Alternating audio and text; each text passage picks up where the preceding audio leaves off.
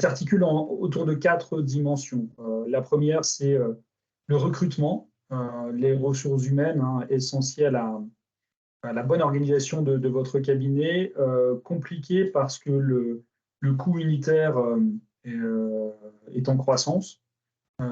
Pour une problématique pénurique, hein, où on a aujourd'hui des profils qui, formés en comptabilité, préfèrent majoritairement démarrer une expérience en entreprise, alors qu'avant c'était l'inverse.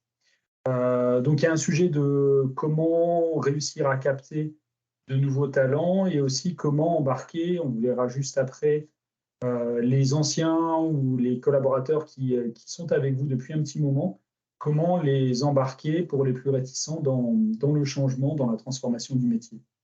J'y reviendrai juste après. Il y a un sujet que vous avez chez vous au quotidien, c'est les besoins des clients. Aujourd'hui, les clients, comme dans la société en général, sont dans l'immédiateté et on a compris que la crise sanitaire a accéléré pas mal les choses. Donc aujourd'hui, vous avez des clients qui vous consultent et qui ont besoin de réponses rapides sur des points de situation, temps réel, où est-ce que j'en suis de ma situation, d'être capable de faire des projections. Donc tout ça, ce sont des éléments extrêmement importants que l'on prend en considération dans nos propositions de valeur, dans les produits qu'on vous propose. Sur la partie changement que j'évoquais tout à l'heure, un projet de transformation dans un cabinet ne peut réussir que s'il y a une conduite du changement performante, c'est-à-dire des collaborateurs, des ambassadeurs, des équipes qui ont envie de vous suivre. Alors, bien évidemment, ça passe par vous dans un premier temps. Hein, vous devez avoir la conviction qu'il y a un intérêt et que c'est un chemin extrêmement riche et intéressant pour vous. Et en parallèle, il faut que des collaborateurs en soient convaincus. Et c'est là tout le travail. Et c'est là où nous aussi, Cégide, alors moi, de par mon passé où j'ai piloté pendant 6 ans un cabinet, voilà, ce que j'attends d'un éditeur et ce qu'on vous propose aujourd'hui, c'est aussi un accompagnement dans la mise en place et pas simplement la mise à disposition d'une solution. Il faut qu'on soit aussi en capacité de vous accompagner, de vous faire rencontrer des clients qui sont en succès, on en a beaucoup heureusement, et s'appuyer sur l'expérience pour effectivement réussir aussi à votre niveau. Et le dernier point qui me semble intéressant de partager avec vous, et ensuite je repasserai la parole à Louis Adrien, c'est cette notion de rentabilité avec une part, et on le verra, ça sera développé après, je ne vais pas le développer, mais une évolution dans la constitution de l'activité du cabinet avec le réglementaire qui est quand même assez mis à mal en termes d'honoraires parce que les clients aujourd'hui estiment que tout le monde peut produire de la comptabilité. Et c'est plus sur d'autres missions complémentaires, non réglementaires ou éventuellement juridiques, mais des choses qui ne sont pas forcément récurrentes, où là, on va pouvoir créer de la valeur. Mais effectivement, rien que le fait que les ressources humaines coûtent plus cher, rien que le fait qu'il faille s'outiller pour avancer et progresser au sein du cabinet, mécaniquement, si les honoraires n'évoluent pas à la hausse, vous avez mécaniquement une rentabilité qui se tend. Effectivement, et en complément de ce que tu viens de dire, Romuald, j'aimerais apporter une précision sur un grand mot et non pas un gros mot, mais qui est l'automatisation qui plaît à certains d'entre vous et qui peut faire peur, l'automatisation des process. Plus on évolue, plus le digital se développe. Effectivement, le Covid a été un vrai accélérateur dans le développement des normes de travail, mais aussi dans le travail à distance. Et l'automatisation par les logiciels et donc par les robots sont considérés comme une crainte aux conséquences négatives. Alors, on s'en rend compte beaucoup plus quand on est au contact des collaborateurs plutôt que d'être au contact de l'expert lui-même.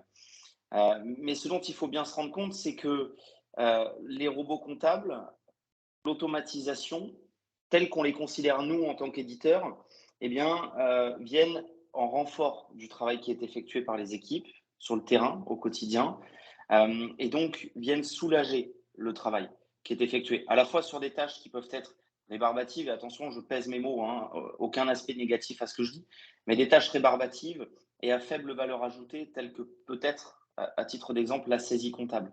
Donc l'objectif, c'est de vous offrir et de vous mettre à disposition des moyens qui permettent à votre activité de développer de nouvelles missions. Et ces missions-là, à terme, c'est celles qui vont générer eh bien, une meilleure rentabilité ou un développement de chiffre d'affaires.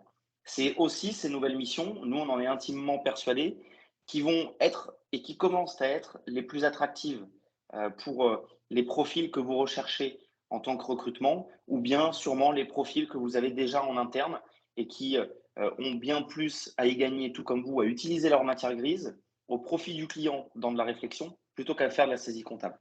Alors c'est justement l'objectif de la slide suivante, c'est de vous montrer aujourd'hui, et donc cette étude n'a pas été faite par Cégide, elle a été faite par Les Moulins, alors elle date de 2020, mais l'objectif de cette slide, c'est de vous montrer que la valeur qui est produite en cabinet se déplace. Et Romuald précisera après mes propos, mais dans cette synthèse-là, on constate qu'en 2020, la tenue comptable représentait encore 44% du chiffre d'affaires de vos cabinets comptables. Et pour avoir été en Corse pas plus tard qu'au mois de juillet, je rencontrais un cabinet qui avait créé il y a de cela une vingtaine d'années une structure informatique pour pouvoir externaliser la saisie des dossiers de ses clients. Cette activité-là représente 25 à 28% de son chiffre d'affaires. Dans 2 ans, avec la facture électronique qui va se mettre en place, eh bien, c'est potentiellement 28% de chiffre d'affaires que le cabinet va perdre. Donc, quelles sont les possibilités qui s'offrent à vous pour pouvoir pallier à ce manque-là? Dans ces proportions-là, ce dont on se rend compte, c'est qu'effectivement, 44% du chiffre d'affaires est réalisé par la tenue, quand simplement et uniquement 19% sont consacrés à la révision et derrière 24% à la restitution. Ce qui veut dire que quand on prend la totalité du temps passé sur un dossier par un collaborateur comptable, non pas en termes de chiffre d'affaires, mais je vais parler en proportion de temps, en moyenne, 50% du temps d'un collaborateur est alloué à la collecte et à la production comptable. La facture électronique venant accélérer considérablement la collecte et la simplifier, va se poser le sujet de la production. Et donc l'opportunité pour vous d'automatiser ces tâches à faible valeur ajoutée pour continuer à gagner en efficience et en efficacité et donc travailler la rentabilité des dossiers. Des précisions peut-être, Romuald, à ce sujet? Oui, alors, comme tu le dis, hein, l'enjeu majeur, c'est ce qui génère de la valeur dans un cabinet, c'est bien plus les échanges avec les clients que le temps passé à produire, je dirais un peu dans l'ombre, parce que finalement, le temps passé à saisir, c'est relativement peu perceptible de la part du client. Mais pour que ce temps d'échange et donc toute cette partie restitution génère, et vous le voyez, le taux horaire, enfin, vous savez autant que moi, n'est pas le même sur de la restitution, sur de l'échange, qu'au moment de la tenue. L'enjeu, c'est que pour pouvoir nourrir ces échanges, il faut pouvoir disposer d'une comptabilité mise à jour en temps réel. Et c'est ça un des enjeux prioritaires. C'est une des conditions, ce n'est pas la seule évidemment, parce qu'il faut être capable de l'exploiter, il faut être capable de la mettre en valeur, il faut être capable de la vendre, parce que ça veut dire que c'est aussi générateur de missions complémentaires. Il faut aussi que les clients sentent cette valeur complémentaire. Et le vrai enjeu et la bonne nouvelle, c'est que finalement, la valeur se déplace vers ce que j'appelle une équipe gagnante, c'est-à-dire qu'on automatise la partie la moins rémunératrice au profit de gains de temps dédiés aux échanges entre les collaborateurs et les clients. Et ça peut être, on en parlait ce matin, l'un de vous, je pense, prenez l'exemple de la formalisation de sols intermédiaires de gestion. On va être finalement plus en accompagnement d'aide à la décision avec des profils comptables qui vont s'orienter vers des contrôleurs de gestion. Et donc, de ce fait, pour pouvoir être performant et pertinent dans les propositions, il faut pouvoir disposer d'une comptabilité mise à jour en temps réel. Donc, c'est plutôt une bonne nouvelle. Pour autant, cette bonne nouvelle nécessite de se transformer. Et c'est ça tout l'enjeu. Effectivement. Et quand on discute avec vous, et encore une fois, non pas de manière péjorative, mais quand on se rend compte que la déclaration de TVA constitue véritablement la face visible du travail comptable effectué, dans le modèle de la facturation électronique, la déclaration de TVA, eh bien, se faisant quasiment automatiquement et de manière beaucoup plus fluide, il va falloir évidemment mettre en avant de manière différente le travail qui est effectué par vos collaborateurs. Et Romuald le disait, effectivement, ça passe par de nouvelles missions auprès de vos clients. Alors, cette problématique RH, elle est réelle, elle peut faire peur, mais en tout cas, vous la vivez au quotidien. Alors, il y a plusieurs possibilités qui s'offrent à vous, effectivement. Et Romuald va vous les préciser. À la fois, fidéliser les équipes que sont les vôtres pour pouvoir faire perdurer le savoir au sein de vos équipes, mais c'est être en mesure aussi d'orienter la recherche de nouveaux profils que vous pourriez mettre en place. Cabinet de recrutement, du réseau. En tout cas, nous, ce que l'on constate, c'est que les profils recherchés en cabinet ne sont plus les mêmes aujourd'hui et ne seront pas les mêmes dans 2 ans qu'ils ne l'ont été il y a quelques années. On ne recherche plus de collaborateurs pour faire de la saisie, mais on recherche des collaborateurs qui soient capables d'être au plus proche du client et de pouvoir utiliser, je le répète encore une fois, mais leur matière grise au profit de ses clients. Il y a une vraie pénurie, une pénurie qui est quand même assez incroyable, mais en revanche, ce que l'ordre prévoit, c'est que la profession s'attend à créer 10 000 postes supplémentaires dans les 10 années qui viennent. La majorité de ces postes, 75% en moyenne, sera pourvue par des premiers emplois. La difficulté que vous rencontrez, et pour avoir été au congrès, Lionel Canesi le précisait lors de la dernière conférence, eh bien, c'est un souci d'image. Une image comptable qui est vieillissante, une profession qui n'est pas aussi attirante qu'elle n'a pu l'être. Et donc, c'est un travail global, alors qui est fait par l'ordre, mais que vous devez faire aussi à votre échelle, qui vise à dire comment je modernise mon image, comment je rends attractif mon métier pour pouvoir séduire et attirer des talents chez moi. L'ordre va divulguer une campagne de communication télévisée sur des chaînes telles que BFM ou LCI, sur des campagnes de communication très réduites, des formats de 15 secondes, mais qui visent à rendre séduisante votre profession qui est essentielle. Romuald. Oui, alors pour étayer tes propos, je vais prendre l'exemple de la baignoire. Pourquoi je parle de la baignoire, c'est que typiquement, dans votre modèle économique de cabinet, l'objectif, c'est toujours une satisfaction. Parfois, c'est compliqué, mais c'est toujours une satisfaction de gagner des nouveaux clients. Mais c'est une plus grande satisfaction de conserver les anciens. Et c'est finalement la même chose aussi auprès des collaborateurs qui, donc ça, c'est des chiffres publiés par Robert Half. Aujourd'hui, il y a à peu près 7 comptables sur 10 qui sont régulièrement sollicités par des cabinets, par des chasseurs de tête, pour leur proposer une nouvelle aventure au sein d'un autre cabinet. Donc il y a un enjeu effectivement déjà de fidéliser, de ne pas perdre les talents, d'être capable de transformer ceux qui ne sont pas tout à fait dans l'air du temps et qui doivent évoluer. Et puis après, évidemment, de venir compléter cette équipe avec du sang neuf. Et là, l'enjeu, oui, il y a une notion de séduction, il y a une notion d'attractivité. Là où aujourd'hui, voilà, il y a les collaborateurs, en tous les cas les futurs collaborateurs, les étudiants, vont avoir tendance à préférer le cadre de l'entreprise pour des raisons principalement de rythme. C'est souvent ce qui est mis en évidence, même si dans certaines entreprises, il y a aussi un rythme important parce qu'il y a des clôtures mensuelles et donc ça génère du rythme. Mais voilà, il y a une fausse idée et donc de ce fait-là, il y a besoin effectivement de travailler l'attractivité. Et c'est dans ce cadre-là que Louis Adrien pour préciser les actions de l'ordre. Et moi, pour avoir discuté avec pas mal de clients pendant le congrès et même en dehors du congrès, c'est vrai que les patrons de cabinet que vous êtes sont de plus en plus attentifs à la qualité de vie de leurs collaborateurs.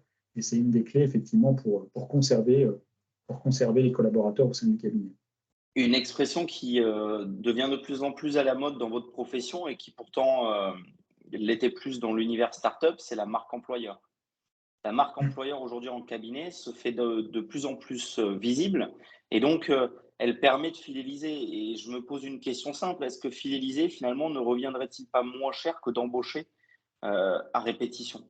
Et donc cette réflexion-là, elle passe effectivement par de l'image, elle passe par de l'attractivité au niveau des missions, au niveau des portefeuilles, au niveau de l'ambiance. Elle passe aussi par les outils que vous pouvez mettre en place et en application au sein de vos équipes. Un site internet aussi permet d'être visible et de développer cette image-là. Donc il y a beaucoup de sujets, il y a beaucoup de thématiques qui, pour certains d'entre eux, peuvent s'avérer plus passionnants que d'autres. Mais pour autant, ce sont des problématiques qu'il faut avoir en tête pour pouvoir continuer à développer vos activités, si ce n'est qu'à maintenir le niveau d'activité que vous avez. Si vous avez des questions, n'hésitez pas à les poser dans le chat en attendant, comme ça on peut poursuivre et puis on se fera une joie de pouvoir y répondre. Alors, une fois qu'on a fait ce focus sur le marché et sur ce qui s'y passe, comment Cégide répond à ces enjeux pour pouvoir vous accompagner, encore une fois, dans une relation qui soit la plus longue possible. Romuald, tu veux commencer ou je commence? Alors, sur la vision, effectivement, donc là, on a présenté notre compréhension, la restitution de nos échanges avec vous, avec les professionnels de l'expertise comptable du marché en France. Nous, notre vision, elle est qu'on doit vous accompagner dans ces nouveaux challenges. Et on a trois plots essentiels. Le premier, c'est comment développer l'efficacité, comment j'arrive à résoudre cette équation de tension sur les ressources. Quel est mon plan B? Est-ce que demain, des solutions peuvent nous permettre de libérer du temps et d'être moins dépendant de ressources à plus faible valeur ajoutée? La réponse est oui, on en parlera après. Donc ça, c'est le premier point. Le deuxième, c'est de mettre à disposition des solutions qui vont être un input essentiel à la proposition de valeur auprès de vos clients, à vous. Donc ça, c'est le deuxième plot qui nous paraît important.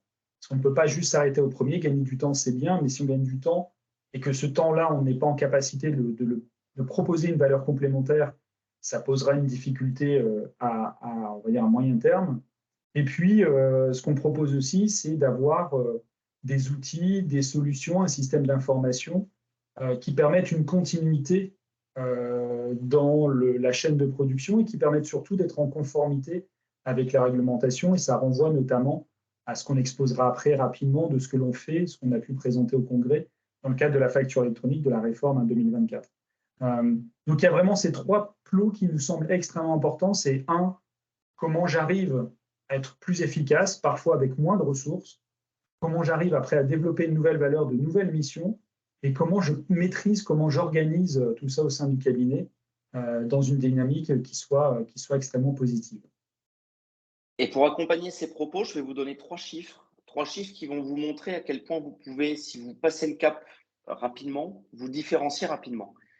25% d'entre vous ont généralisé totalement l'acquisition automatique des factures d'achat et de vente. Seulement 25% des cabinets en France ont généralisé totalement cette acquisition automatique. Donc on peut se rendre compte à quel point aujourd'hui, vous avez une opportunité de vous différencier et de prendre de l'avance. Deuxième chiffre, 7% du temps passé par un collaborateur est réservé à la restitution en face à face avec le client. Alors attention, ce sont des généralités, mais 7% du temps d'un collaborateur est alloué à la restitution. Beaucoup trop peu. Enfin, beaucoup trop peu antinomique, mais bien trop peu, pardon. Dernier chiffre, et c'est à mon avis celui qui est le plus significatif de ce que nous, on rencontre en tant qu'éditeur au quotidien, 60% d'entre vous considèrent, une fois l'automatisation imbriquée au sein de leurs équipes, le changement comme le plus grand frein. Et donc, ça va être le sujet de tout l'après-midi, enfin, en tout cas de l'heure et demie que l'on a ensemble, lorsque 60% des cabinets qui se lancent dans l'automatisation, eh bien, ces 60% rencontrent des freins organisationnels. Et donc, la conduite du changement est un des sujets prioritaires à avoir en tête, puisque vos équipes sont votre force. Il ne faudrait pas qu'elles deviennent un frein, bien au contraire. Et donc, comment mener ce changement? Comment déjà le présenter, le mettre en avant? Comment montrer les bénéfices à ce changement pour pouvoir impliquer vos équipes dans ce dernier? Alors, sur cette slide, on fait un petit récapitulatif de tout ce que l'on a vu. Effectivement, et on va vous préciser dans la slide suivante le planning de la facture électronique pour ceux qui ne le connaissent pas encore. La facture électronique va considérablement bouleverser votre activité dans 2 ans. On va le voir pourquoi. Une concurrence qui se développe de plus en plus. Des cabinets qui se rapprochent et donc qui mutualisent leurs forces. Des banques aujourd'hui qui permettent et qui proposent des outils de pré-compta lors de la création et l'ouverture d'un compte bancaire pour une société. Et puis, les néo-comptabilités sur Internet qui aujourd'hui dévalorisent votre savoir au profit d'un prix. Les besoins clients qui se développent et qui sont de plus en plus, pressés dans le temps et qui demandent de plus en plus de réactivité de votre part. Les process en interne qui effectivement vous demandent de plus en plus d'agilité, à la fois d'un point de vue réglementaire, mais d'un point de vue organisationnel, d'un point de vue recrutement. Et puis derrière, effectivement, la facture électronique va amener une banalisation réglementaire.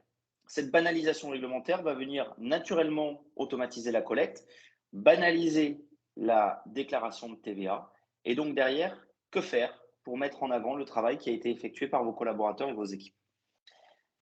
Alors, la facture électronique. Romuald, alors nous maîtrisons tous le sujet, mais Romuald le connaît parfaitement et donc il m'accompagnera sur ce sujet. La facture électronique va se mettre en place dès le 1er juillet 2024 pour tous vos clients B2B en réception. Au 1er janvier 2025, vos clients qui sont des ETI, si vous en avez dans votre portefeuille, devront être dans l'obligation d'émettre de manière électronique. Et dernière échéance, 1er janvier 2026, tous vos clients devront être en capacité et dans l'obligation surtout d'émettre électroniquement et recevoir électroniquement. Alors, on pourrait se dire que c'est dans 2 ans. Ceux qui vont attendre 2 ans vont subir ce changement et vont contraindre leurs clients à subir ce changement. Et donc, plus vous anticipez, plus vous vous sécurisez et moins ce changement sera douloureux, à la fois pour vous en interne, mais aussi pour vos clients. Cette réforme, elle a pour vocation, effectivement, et bien évidemment, à récupérer un maximum de TVA aujourd'hui qui n'est pas collecté par l'État. On estime, Romuald, à peu près à 20 milliards de TVA qui seraient collectés grâce à cette facture électronique. Il faut savoir une chose, c'est que nous sommes un des derniers pays de l'Union européenne à mettre en place cette facture électronique. L'Italie et le Portugal ont déjà 2 et 3 ans d'avance sur nous. Donc, l'Union européenne met la pression sur Bercy. Le calendrier a déjà été repoussé plusieurs fois. Il ne le sera plus. Donc, ces dates sont figées et il faudra que vous fassiez avec et que nous-mêmes, éditeurs, nous fassions avec. Donc, notre objectif à nous, Cegid, c'est de simplifier la communication des flux entre les plateformes, et ça, Romuald va vous l'expliquer. Simplifier la récupération des données au niveau de vos logiciels pour pouvoir accélérer la collecte de l'information, pouvoir la traiter effectivement plus rapidement et être en capacité de restituer derrière plus rapidement la donnée auprès de vos clients. Romuald, je te laisse apporter des précisions si tu veux. Et puis, dans la slide suivante, on a le calendrier qui est plus détaillé. Alors effectivement, ce qui est important de préciser là, c'est le rôle que l'on aura et qu'on a présenté au Congrès. Hein. Le rôle que l'on aura, c'est, on prend souvent cette image de l'aéroport avec sa tour de contrôle qui a vocation donc à accueillir les voyageurs qui vont prendre un avion. Notre rôle, c'est en fait, c'est les emmener jusqu'aux portes de l'avion. Et même chose pour les avions qui atterrissent sur le tarmac, c'est d'être capable d'aller réceptionner l'ensemble des voyageurs. Pour les factures, ça va être la même chose. C'est-à-dire que nous, notre rôle, ça va être de se connecter aux différentes plateformes, la plateforme publique et possiblement les plateformes partenaires qui se déclareront dans les prochains mois.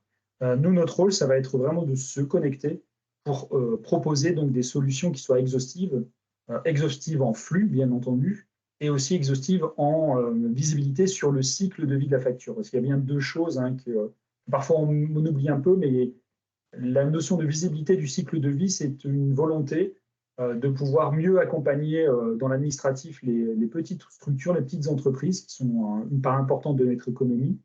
L'idée, c'est de leur donner de la visibilité sur votre facture a bien été reçue, votre facture a été payée, votre facture a été contestée, etc. Donc, c'est d'avoir ces différents statuts. En fait, cette réforme ne fait qu'accélérer finalement la transformation du marché. Et là où aujourd'hui, il y avait beaucoup d'ingénierie, de recherche pour aller collecter de manière la plus automatique les éléments, demain, le vrai avantage, c'est qu'il n'y aura plus besoin de collecter, les choses vont arriver naturellement, directement dans les solutions.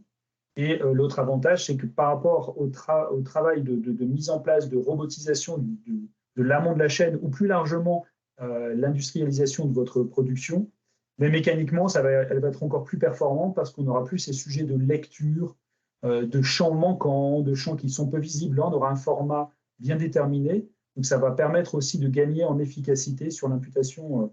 Et puis, bien sûr, comme tu le disais, la notion de TVA, là, en temps réel, l'administration fiscale sera capable d'avoir un visu de la TVA, des déclarations de TVA, et vous aurez un rôle de contrôle, éventuellement d'amendement à justifier, mais très largement, la pression mensuelle que vous pouvez avoir aujourd'hui sur la TVA, c'est quelque chose qui va disparaître.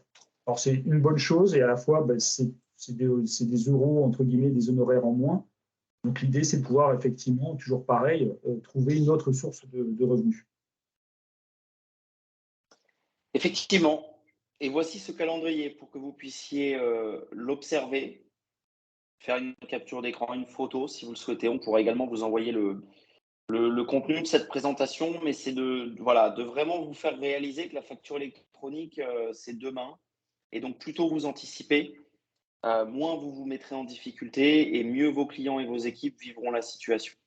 En tout cas, on est à vos côtés avec Isabelle pour pouvoir vous conseiller, vous écouter, enfin d'abord vous écouter et puis ensuite, en fonction de vos besoins, vous orienter, vous conseiller vers telle ou telle solution, telle ou telle méthodologie, telle ou telle stratégie. C'est notre rôle, donc n'hésitez surtout pas à nous solliciter. Alors, si on continue cette présentation, quel est l'objectif Romuald, au Je, niveau je vous, justement de la je facture. vous interromps juste une seconde parce qu'il ne faut pas trop, on a démarré un tout petit peu en retard. Il faut après qu'on laisse, il faut qu'on laisse rapidement la main à Fanny parce qu'on a quand même le gros de l'après-midi qui est sur la présentation du produit.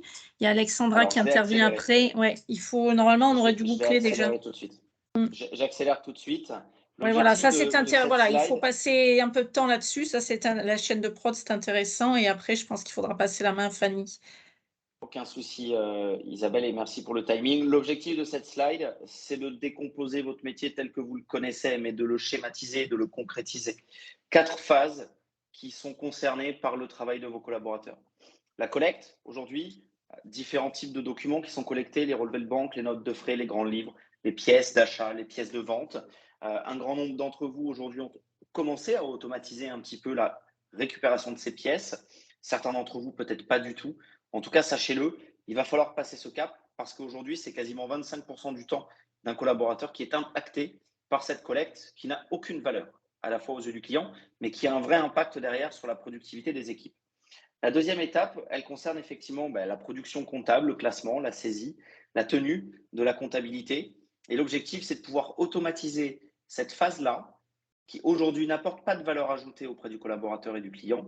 Les outils informatiques savent le faire. Alors évidemment, c'est comme le péage ou comme la machine, la caisse automatique en supermarché. L'enregistrement des articles est automatisé, mais on a toujours besoin de quelqu'un pour vérifier derrière. L'objectif est le même. L'objectif n'est pas de supprimer de l'emploi, bien au contraire, mais c'est de pouvoir le valoriser et valoriser le savoir-faire. Donc, nous, ce que l'on aimerait, c'est que vous, cabinet comptable, alors ce n'est pas ce que l'on aimerait, c'est ce que tout le monde aimerait, c'est que vous puissiez passer plus de temps et apporter plus de valeur et de considération aux 2 dernières phases qui concernent à la fois la révision, mais surtout la restitution de l'information auprès de vos clients. Donc, optimiser la collecte des pièces, automatiser la saisie comptable, surtout l'automatisation de la production comptable, et donc confier les rapprochements bancaires, l'écriture, la production de la déclaration de TVA, etc. Aujourd'hui, les outils savent le faire. Faites-leur confiance, donnez sa chance à l'outil, et vous verrez que vous ne serez pas déçus et que vous allez vraiment gagner en productivité. Alors, quel est l'objectif aujourd'hui de cet échange? Bien évidemment, c'est de faire un constat du marché. Et à ce constat, Cegid a une solution. Une solution qui n'est pas naissante du mois dernier, qui a plusieurs années, qui s'appelle Cegid Loop, qui est un nouvel outil comptable, qui est un outil comptable disruptif dans la démarche. Et j'impose le mot disruptif puisque c'est vraiment la réalité. On est sur quelque chose de totalement novateur.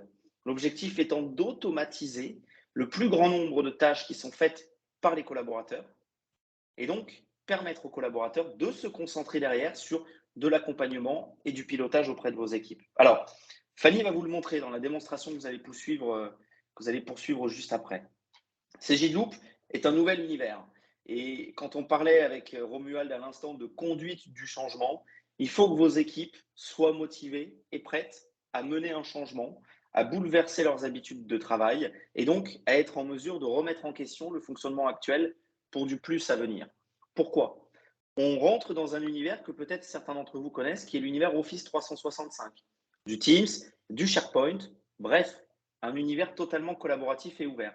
L'outil comptable vient se nourrir des informations qui sont indiquées dans ces outils-là, tels que Teams ou SharePoint, pour travailler la production à la place de vos collaborateurs et que vos équipes puissent se concentrer à faire autre chose.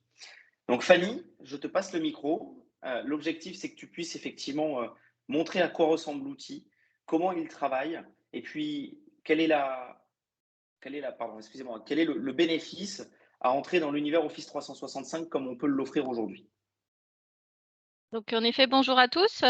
Donc mon objectif, ça va être de vous montrer que dans cet outil Cgloop, on a mis en place grâce à des nouveautés technologiques comme l'intelligence artificielle, mais aussi d'autres nouveautés qui ont été évoquées tout à l'heure, qui étaient, on va parler, d'autres normes pour tout ce qui est flux bancaire, par exemple, qui vont nous apporter tout un tas de possibilités supplémentaires dans le travail, d'échange d'informations avec les clients, entre autres.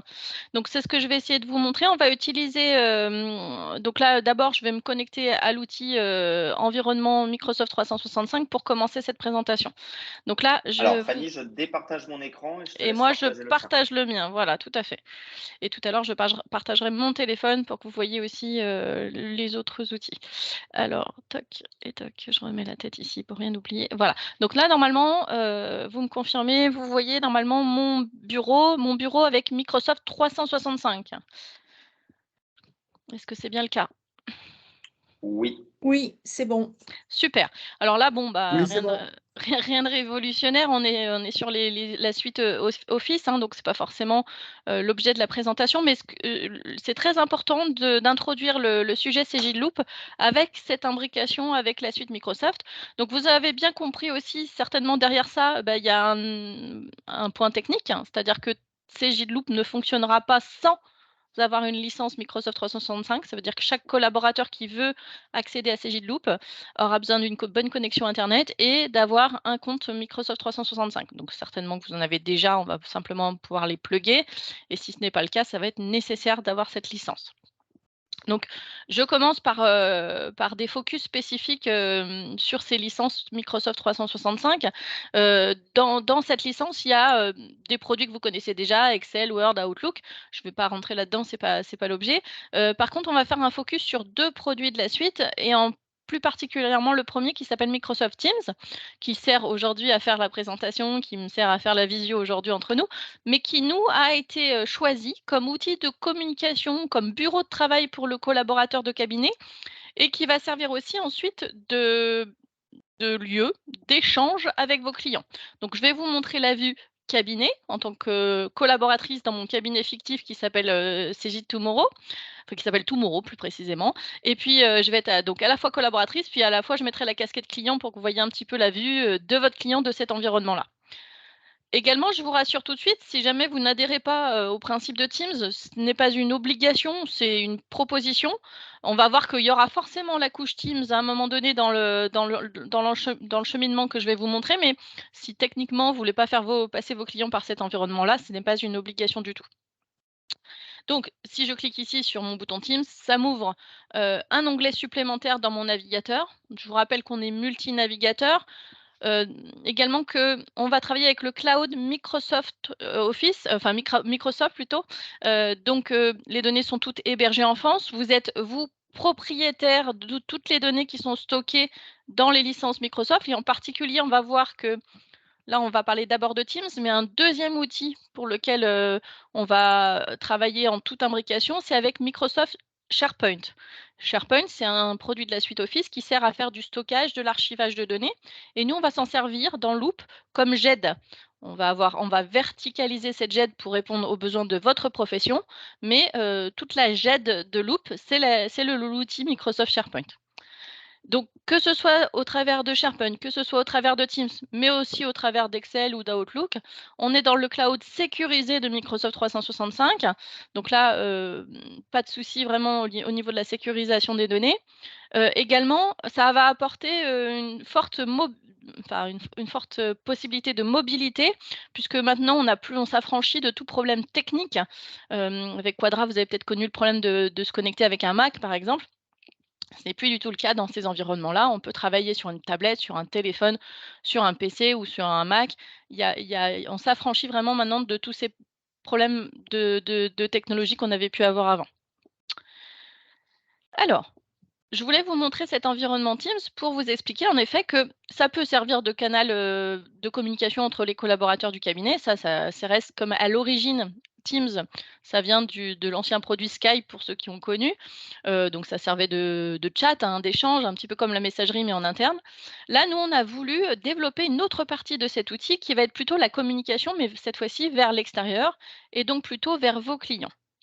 Alors bien évidemment, vous pouvez créer des groupes de communication pour les collaborateurs de cabinet. Vous voyez mon cabinet qui s'appelle Tomorrow. À l'intérieur, j'ai créé des sous-canaux comme comptabilité ou juridique dans lesquels j'échange avec les collaborateurs de ce service-là. Il n'y a pas de souci. Donc je peux échanger, dialoguer avec mes collègues, mais je peux aussi, grâce au bouton fichier qui est ici, stocker tout un tas d'informations, puisque derrière ce Teams, j'ai un outil de stockage d'informations qui est SharePoint. Donc là, c'est le premier tunnel, je dirais, de communication, mais qui est déjà connu.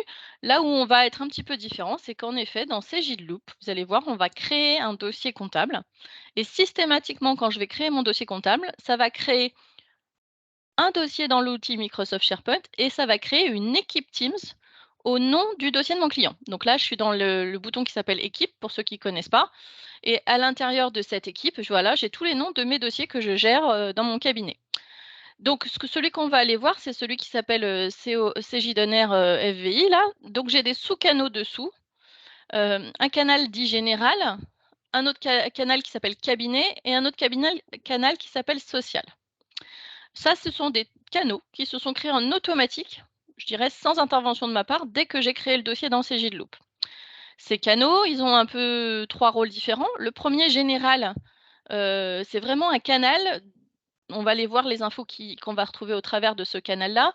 Il a vraiment vocation, il a été créé pour dialoguer, échanger avec les clients, avec l'entreprise. Le canal cabinet, par contre, vous voyez, il y a une espèce de petit cadenas ici, c'est plutôt un canal qui est réservé aux collaborateurs qui suivent le dossier. Et le social, c'est réservé aux personnes qui gèrent le social spécifiquement. C'est pour ça aussi qu'il y a un petit cadenas. Donc derrière le canal, première possibilité, je m'en sers pour faire du chat. Donc là, je dialogue avec mon client. Il m'a mis vous voyez, mon client entreprise, il m'a envoyé des messages, je lui réponds. Voilà, c'est comme un outil de messagerie. Derrière, dans Fichier, je vais retrouver ma GED, la GED de mon dossier comptable. Donc derrière, cette GED, elle a été créée en automatique. Les répertoires que vous voyez, ils ont tous été créés en automatique. Mais sachez-le, vous avez la possibilité de... Alors, pas de personnaliser tous les menus. Il y en a certains qu'on va éviter de toucher puisqu'ils vont dialoguer directement avec notre robot comptable qui est dans Loop. Mais sinon, vous voyez par exemple le canal qui s'appelle Mes documents. C'est tout à fait typiquement un canal que j'ai rajouté dans mon arborescence Microsoft SharePoint, dans ma GED de mon dossier. Donc, vous pourrez tout à fait, vous, créer des canaux personnalisés. Dans cette arborescence, il y a des canaux qui dialoguent avec notre robot, comme je vous disais, et plus précisément ici, un canal qui s'appelle dépôt. Ce canal dépôt, il a vraiment pour vocation à collecter l'information qui vient de l'entreprise. Alors là, je suis dans le cas où je suis collaborateur du cabinet, je vois tous mes dossiers ici et je peux, moi, à mon niveau, aller charger des documents que j'aurais collectés et que je vais stocker sur mon disque dur. Donc ça, première possibilité. Je vais dans mon bureau chercher des documents, pourquoi pas. Et je vais aller chercher, par exemple, un lot de documents, un lot de pièces dans lequel j'ai scanné, je sais pas moi, une vingtaine de pages et dedans, il y a plein de natures de documents différents. Des factures, des bulletins de paye, d'autres natures de documents. Je le dépose à la racine. Donc dans le répertoire dépôt, je ne m'occupe pas des sous-canaux que vous voyez là. Je n'ai pas besoin de m'en occuper. Donc ça, je me suis positionnée, je suis collaboratrice dans le cabinet. Je vais vous montrer maintenant la même chose si je suis votre client. OK, on change de casquette. Donc pour matérialiser ça, d'ailleurs, j'ai changé de navigateur pour que vous voyez la différence. Là, j'étais dans dans Chrome, excusez-moi. Là, maintenant, je suis dans Edge. Bon, je ne sais pas si ça vous parle, mais voilà. Non, je suis dans Edge, Fanny. Hop, je le mets là. Et je vous le mets à l'écran, une seconde. Voilà. Si je ne vous le partage pas forcément. Voilà. Donc là, imaginez, j'ai invité mon client à rejoindre Teams. Alors, il se trouve que mon client entreprise, dans ce cas-là, a physiquement 2 entreprises différentes, hein, COA et IDMM, voilà les 2 sociétés avec lesquelles il travaille, enfin qui sont ces sociétés, pardon. Et vous retrouvez les canaux, les fameux dont je vous parlais tout à l'heure, donc général. Alors moi, j'en avais aussi rajouté 2. Alors ça, c'est aussi pour vous rassurer sur le fait que Si vous n'aimez pas la présentation générale, sociale qui pourrait être trop basique et que vous voulez personnaliser un petit peu cet environnement-là, bah, vous pouvez tout à fait faire comme moi et créer des sous-canaux personnalisés. Donc moi, par exemple, dans l'exemple banque, ben, je vais, dialoguer avec mon client sur un projet, un nouveau projet, sur lequel le banquier est invité à rejoindre la conversation. Et puis dans espace client, bah, je vais proposer à mon client ici, via des liens web, de se connecter à tout un tas de services que je vais lui mettre à disposition dans cet environnement ici. Donc ici, si on voit général et qu'on va, donc là, il y a le fil de discussion. Donc là, si je dis bonjour la Corse, quand on se remettra dans la vue cabinet, euh, on verra bien la discussion. Donc ça, c'est tout à fait simple, hein. Voilà. Donc mon client, comme je l'ai fait tout à l'heure en mode collaborateur, peut venir dans fichier et peut venir ici dans dépôt, me déposer des documents. D'ailleurs, mon lot que j'ai déposé tout à l'heure est déjà traité. Je peux aller charger un autre document ici et l'alimenter. Donc ça, c'est la vue client entreprise. Mais alors, je vous rassure, votre client entreprise, il a aussi d'autres façons de collecter de l'information. Tout ça avant la facture électronique, puisqu'on a vu tout à l'heure que ça sera beaucoup plus simple. On n'aura plus besoin de collecter l'information, elle va arriver directement prochainement. Mais en attendant cela, votre client va pouvoir vous envoyer les pièces automatiquement avec un email. En fait, chaque dossier comptable dans Cegid Loop a une adresse email dédiée qui lui permettra de vous envoyer des documents. Tout comme tout à l'heure, le lot de documents avec plein de natures de documents différentes, là, ça sera la même chose. Donc un mail pourra être transféré et elle va arriver lui aussi directement dans cet espace dépôt pour aller ensuite être traité par notre robot comptable. Là, je vous parle des différents modes de collecte. On ira voir après ce qu'il va faire le robot, hein. On ne va pas juste la collecter, l'information. Donc, ce que je vous disais aussi tout à l'heure, c'est que derrière, on a bien l'environnement qui s'appelle Microsoft SharePoint. Donc, si j'ouvre ici derrière, je retrouve l'environnement Microsoft SharePoint. Également, une petite information à cette étape-là. Pareil, Isabelle et Louis-Adrien, je vous laisse regarder les chats si jamais j'en vois pas. Vous me dites. Ici, je suis dans l'environnement qui s'appelle Microsoft SharePoint, mais vous voyez, on retrouve dans Documents l'espace général que je vous montrais tout à l'heure. Et si je vais dans Général, je vais pouvoir retrouver dans l'espace dépôt la possibilité de déposer des documents. Mais je vais aussi pouvoir, pour mon client entreprise, lui mettre à disposition un certain nombre d'informations. Par exemple, dans Publication, je lui ai publié une balance il n'y a pas très longtemps. Mon client entreprise pourra venir la télécharger et visualiser la balance que je lui ai mis à disposition. De même que toutes les factures qui auront été déposées et traitées par notre robot comptable vont se ranger dans Archives, qui se trouve également ici. Et il va retrouver toutes les factures qui ont été traitées par le robot, qui vont être archivées parmi les IM dans l'outil ici. Voilà, on va voir toutes les pièces qui ont été traitées sur le mois de septembre, par exemple, etc., etc. Et là, l'outil va permettre de retrouver facilement les pièces en faisant simplement des recherches avec le bouton de recherche quand on cherche une facture précise. Donc ça, c'était la vue client. Je disais, on peut utiliser Teams pour aller collecter des pièces. On va pouvoir aussi, pour votre client, lui donner une adresse email pour qu'il vous envoie les documents par email. Également, nous allons proposer plusieurs solutions mobiles pour votre client pour qu'il vous donne ou prenne en photo un certain nombre de pièces. Donc la première, elle s'appelle Cegid Loop Mobile. C'est une appli basique, toute simple, qui permet de voir des indicateurs clés d'activité et de prendre en photo les facturettes. Mais une autre appli existe également et ça s'appelle Cegid Flow. Donc là, je vais aller vous la montrer juste après. Alors, ça, c'était la vue, on a dit Teams pour un cabinet comptable, pour une entreprise, excusez-moi, je me mélange les pinceaux. C'est vendredi, soyez indulgents. Je retourne maintenant avec la même vue, mais cette fois-ci, si je suis collaboratrice à nouveau de mon cabinet. Donc, je suis dans mon cabinet, on avait vu la vue générale. Si je retourne sur Général, on voit bien bonjour la Corse que j'ai écrit tout à l'heure, hein, c'est de l'instantané. Sur cet environnement-là, comme je vous disais, le SharePoint qui est derrière, le lieu de stockage, il ouvre aussi un outil qui est assez sympa, qui est propre à SharePoint. Ça n'a rien à voir avec Cegid Loop, mais bon, c'est bien d'utiliser ces outils-là. C'est ce qu'on appelle les Power Automate qu'il y a dans Microsoft SharePoint. Ça permet de mettre en place des flux automatisés depuis des outils de stockage que pourraient utiliser vos clients ou que même vous, cabinet, vous pouvez utiliser à titre en local sur vos postes. Donc, par exemple, si vous avez un outil comme OneDrive ou que Google Drive ou Dropbox, voilà, ce différents outils de stockage qu'on peut trouver chez les clients, eh bien, vous allez créer ce qu'on appelle un flux automatisé. Donc là, vous allez avoir un utilitaire qui va vous permettre de créer de créer ce flux justement. Donc là, il y a tout un tas de modèles de flux qui vous sont proposés pour créer ce flux entre l'outil de stockage en question. Donc si on prend par exemple OneDrive ou Dropbox, vous allez suivre le petit assistant qui va s'afficher à l'écran et vous allez dire, par exemple, je veux mettre le flux entre le OneDrive de mon client et le SharePoint de son dossier.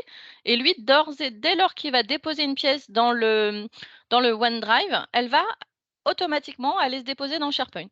Donc là, dans les modèles de flux, ce qui est assez pratique, c'est juste vous tapez des mots-clés comme OneDrive et comme SharePoint, par exemple, pour lui dire le chemin que vous voulez prendre. Et vous allez suivre le petit assistant qui va vous dire comment copier les fichiers entre OneDrive et SharePoint. Et là, vous allez suivre le petit assistant et ça va mettre en place ce fameux flux. Donc voilà, ça c'est une autre méthode qu'offre cette synchronisation avec Microsoft 365 pour récupérer, collecter facilement de l'information. Et l'idée, c'est de le faire sans trop perturber vos clients entreprises. Donc là, je vous ai montré différentes méthodes pour collecter l'information. Je vais vous montrer maintenant pour la collecte. Je vais faire une petite aparté. Ça va être pour la collecte, mais aussi pour la restitution. Je vais me connecter avec mon smartphone pour vous montrer la même chose depuis l'application qui s'appelle Cegidflow. Alors, pareil, j'arrête de partager mon ordi et je vais vous partager mon smartphone. Toc. Alors,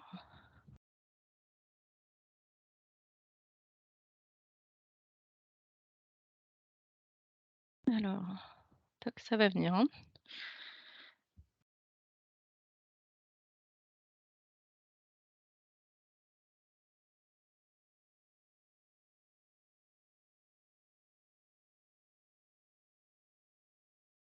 Alors, le petit souci que j'ai, c'est un problème d'affichage, mais ça va se régler assez rapidement, j'espère.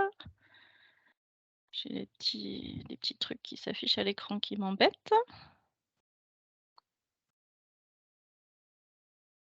Et oui, mais non. Ah, voilà, pardon. Alors, autres options.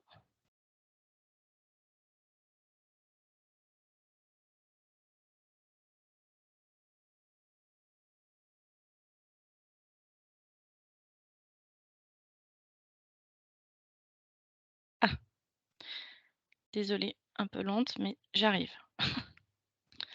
Donc là, normalement, vous voyez mon smartphone. Tac. Donc mes enfants qui vont arriver à l'écran. Bon, c'est pas pour ça que vous êtes venus, j'imagine. Hop, j'y vais. Tac, voilà. Ça va s'afficher. Vous allez voir maintenant, voilà l'application qui va bien. Je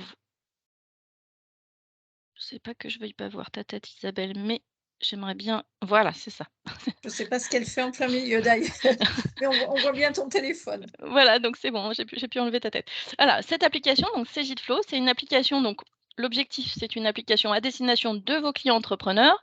Pour eux, ça leur permettra d'avoir dans leur poche la situation financière de l'entreprise. La différence par rapport à ce qu'on a pu faire jusqu'à présent, c'est qu'on va allier toutes les nouvelles technologies. Donc, ce que je vais vous montrer sur la partie robot comptable juste après, qui va être embarqué dans cette application-là, et puis aussi le sujet de la DSP2. Il me semble bien avoir entendu que Romuald en a parlé, ou si ce n'est pas le cas, ça fait partie des sujets technologiques qu'on embarque dans les nouveautés. C'est-à-dire que maintenant, on va parler de flux bancaire, mais plutôt avec de l'instantanéité. L'intérêt de la DSP2, c'est que c'est une norme européenne. Donc maintenant, la plupart des banques sont obligées de s'y mettre déjà depuis le début de l'année. Donc il ne reste que quelques banques, je crois, qui ne l'ont pas encore fait, mais ça va bientôt arriver pour toutes les banques. L'intérêt, c'est que le consentement va se faire par l'entreprise au niveau de l'application mobile. Donc ça veut dire qu'on va récupérer des relevés bancaires avec un simple accord de votre client entreprise sur son smartphone. Donc c'est lui qui vous accorde le droit de récupérer les relevés bancaires. En gros, c'est lui qui les récupère et il vous les met à disposition. Et ça permettra dans la partie Loop que je vais vous montrer tout à l'heure, d'avoir la partie flux bancaire. Et dans cette application Flow que vous voyez ici à l'écran, on va donc faire matcher les deux, c'est-à-dire les flux bancaires et le traitement des factures par le robot comptable, ce qui va nous permettre d'avoir des informations qui vont être vraiment en temps réel, actualisées tous les jours. Donc, ce qui permettra à l'entrepreneur vraiment d'avoir sa situation le plus à jour possible. Donc, sur la page d'accueil, on voit qu'on a le solde bancaire. Donc, on va retrouver ici tous les mouvements que votre client aura pu valider ou traiter. Également, on va retrouver sur la page d'accueil les on vous doit, vous devez, c'est-à-dire toutes les factures qui arrivent à échéance. Et quand on va dessus, on va pouvoir voir, vous voyez, les retards de paiement et les choses comme ça. Donc là, le client entreprise pourra même, à partir du petit bouton relancer qui se trouve ici, connecter directement sa messagerie pour envoyer un petit mail de relance à son client pour lui dire attention, merci de payer cette facture. Également, donc sur les recettes, les dépenses. Également, on a pu mettre à disposition grâce à ce mixte des flux bancaires et du traitement des factures, un prévisionnel de trésorerie. Là, on va avoir donc toutes les échéances qui arrivent. Également, on a pu mettre en place tout ce qui va être charge fixe, qui va revenir tous les mois, comme les salaires, comme la TVA, ce genre d'éléments-là, qui va permettre de calculer ce prévisionnel de trésorerie pour l'entrepreneur. Donc voilà, cette application, elle permet aussi de voir toutes les factures qui sont en cours de traitement et de justifier un certain nombre de pièces. Donc si par exemple, je donne l'exemple ici, d'ailleurs je l'avais déjà fait là, mais je vais vous le remontrer. Ici, on veut prendre en photo, tout simplement, hein, ça c'est assez simple, vous avez l'habitude, mais l'idée c'est bien d'avoir quelque chose qui va être connecté en direct avec le dossier comptable. Si je prends en photo ma facture de restaurant, elle va être traitée par notre robot comptable et alimenter directement le robot dans Cegidloop. Vous allez pouvoir également, grâce à cette application, permettre à votre client entrepreneur, également dans une future version qui arrive là très prochainement, payer ses factures directement depuis l'application. Et également, donc c'est de cette application-là que vous allez faire que le client entreprise fera le consentement d'accord de la récupération des relevés bancaires pour la DSP2. Il sera alerté. Donc aujourd'hui, c'est tous les 90 jours, mais on va très vite passer sur un consentement qui sera aligné sur le format EBIX. Et à ce moment-là,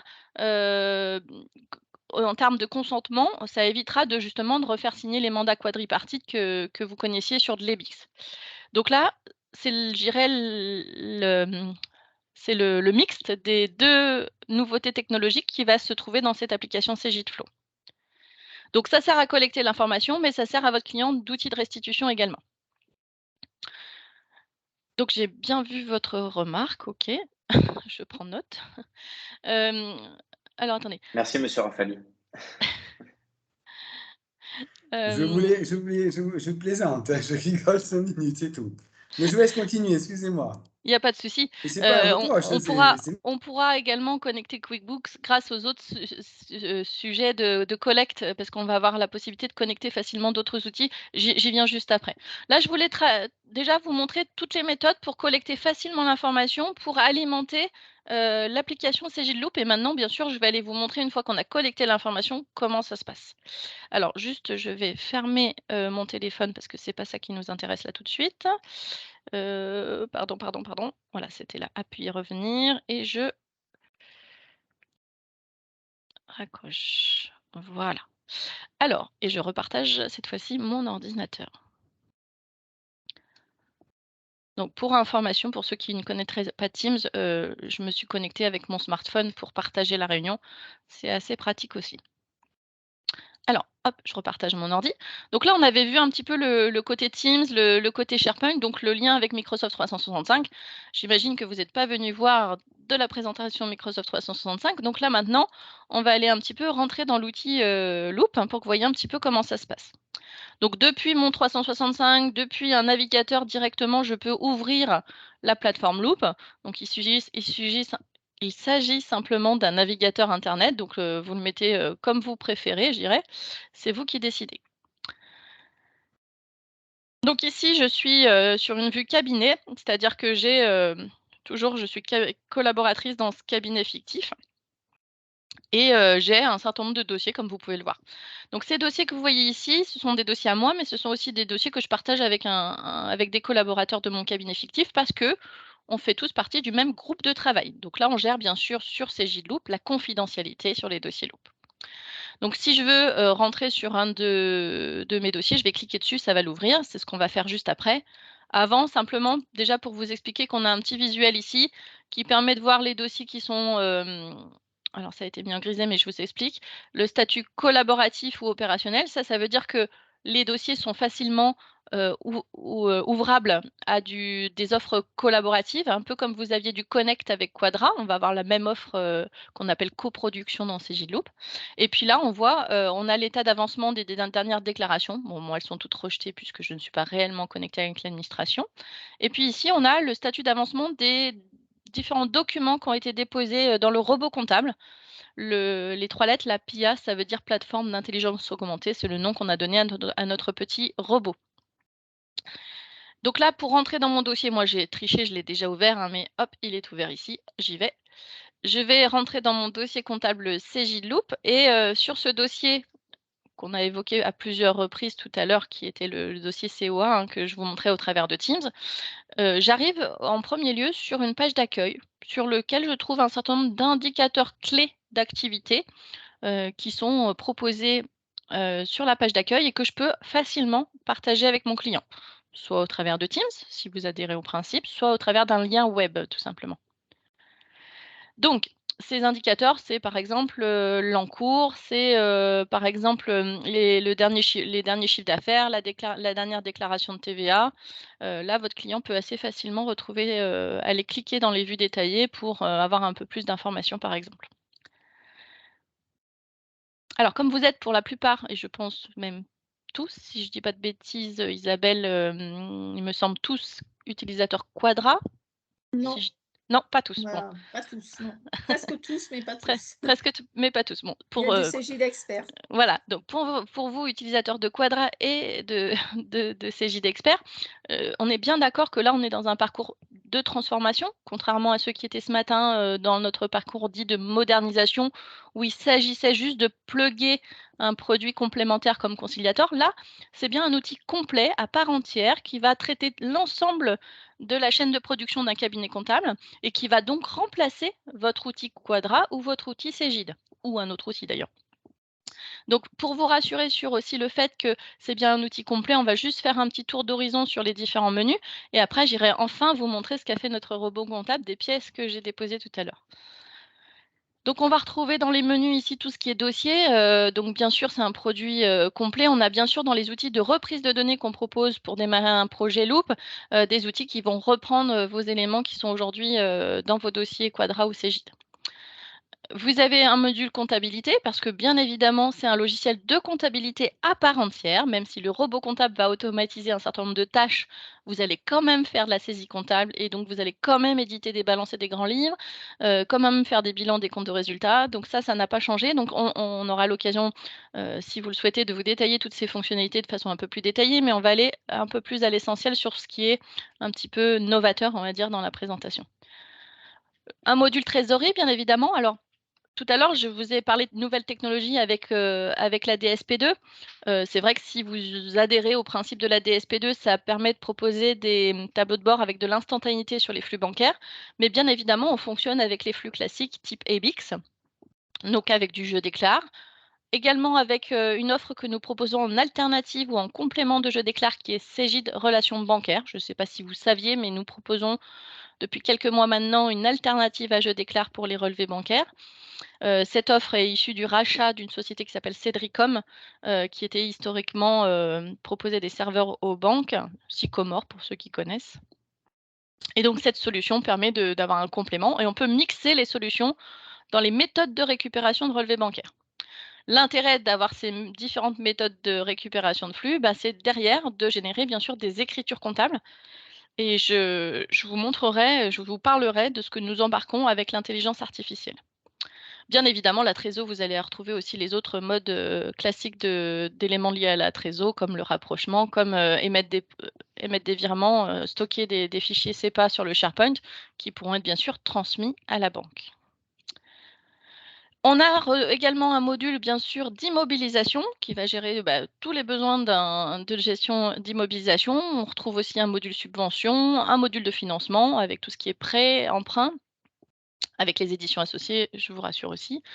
Un logiciel à part entière pour faire la révision. Alors, je dis un logiciel, en fait, c'est pas un logiciel, c'est intégré dans l'outil Cegidloop, c'est permanent, vous allez le voir à toute étape, on a déjà des focus révision qui sont disponibles. Simplement, c'est intégré là dans Cegidloop avec tout l'intégralité des besoins qu'on a pour faire une révision. Et là, je me permets juste d'insister un petit peu là-dessus. Si vous aviez eu des présentations il y a 2, 3 ans, peut-être on nous avait fait ce reproche dans Cegidloop de ne pas avoir un produit fini, pas assez complet, qui ne retraçait pas tous les besoins d'un cabinet comptable sur la révision et sur la fiscalité. Sachez que ça fait 2 ans qu'on travaille de façon acharnée à récupérer justement ce manque qu'on avait peut-être au départ et qui a largement été comblé, puisque en fait, en termes de révision et de fiscalité, on n'a plus de manque à ce jour. Également, un module fiscalité où vous allez retrouver toutes les déclarations dont vous avez besoin. Et là, on fera un focus spécifiquement sur la TVA. Donc là, c'était pour vous rassurer que c'est bien un produit à part entière. On a aussi un module de facturation cabinet, de gestion interne. Ce n'est pas forcément l'objet d'aujourd'hui, mais sachez que c'est aussi quelque chose qui est dans le périmètre Loop. Maintenant, allons voir notre robot. Donc le robot, il est matérialisé par ce petit bonhomme à gauche, ce robot. Et dans l'interface que vous allez voir ici, l'idée, c'est de venir ici ne traiter que l'exceptionnel et que tout le reste génère en automatique les écritures comptables. Donc ici, j'ai une interface qui va, alors déjà bien entendu, on va retrouver la petite pièce que j'ai prise en photo là il y a quelques minutes et qui se trouve ici. Vous allez retrouver également le lot de documents que j'ai déposé là tout à l'heure. Alors c'est matérialisé, vous voyez, par ce petit trait noir.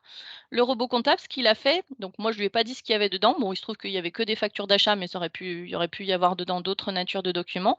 Donc il a analysé que c'était des factures d'achat et puis il me les a découpées. Donc ce travail-là que peut-être vous faisiez sur la box de contrôler le découpage, vous n'avez plus besoin de le faire puisque le robot le fait à votre place. Éventuellement, vous viendriez ici pour, je sais pas, pour contrôler si vraiment vous avez besoin ou pour enlever un document, une page que vous voudriez faire disparaître dans les archives, par exemple. Donc là, on peut tout à fait soit déplacer, soit supprimer, ce qui n'est pas du tout justifié ici dans cet exemple. Pardon, et voilà, c'était ça, il faut mettre dans le petit plus, voilà.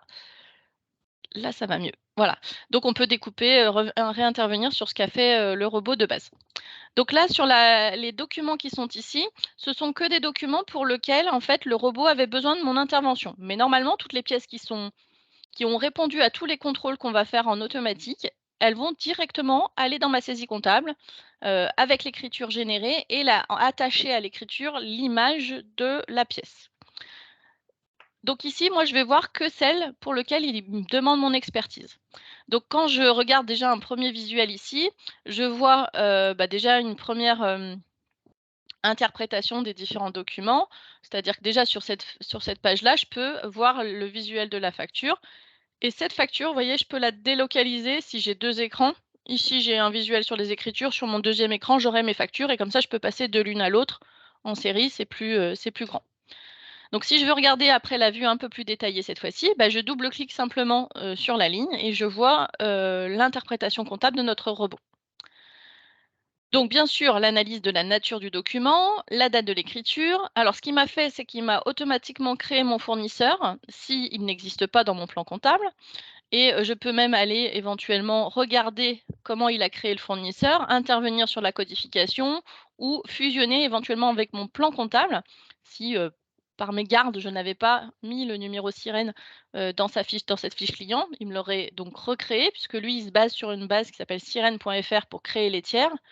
Donc, je peux fusionner avec mon plan comptable pour l'enrichir.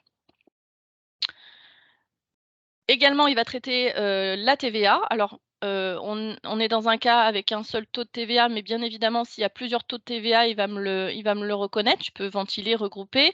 Si on est dans le cas d'auto-liquidation, il va automatiquement me proposer des écritures soit d'intracom, soit d'auto-liquidation en fonction du contexte. Il sait tout à fait gérer ce type de cas. Également, l'outil Loop est connecté et gère les devises et donc connecté à la Banque de France pour avoir une conversion d'une pièce qui serait arrivée en devise. Et il vous mettrait la conversion en bas pour que visuellement, vous pouviez voir l'écriture en euros, bien sûr, et la conversion en devise en dessous.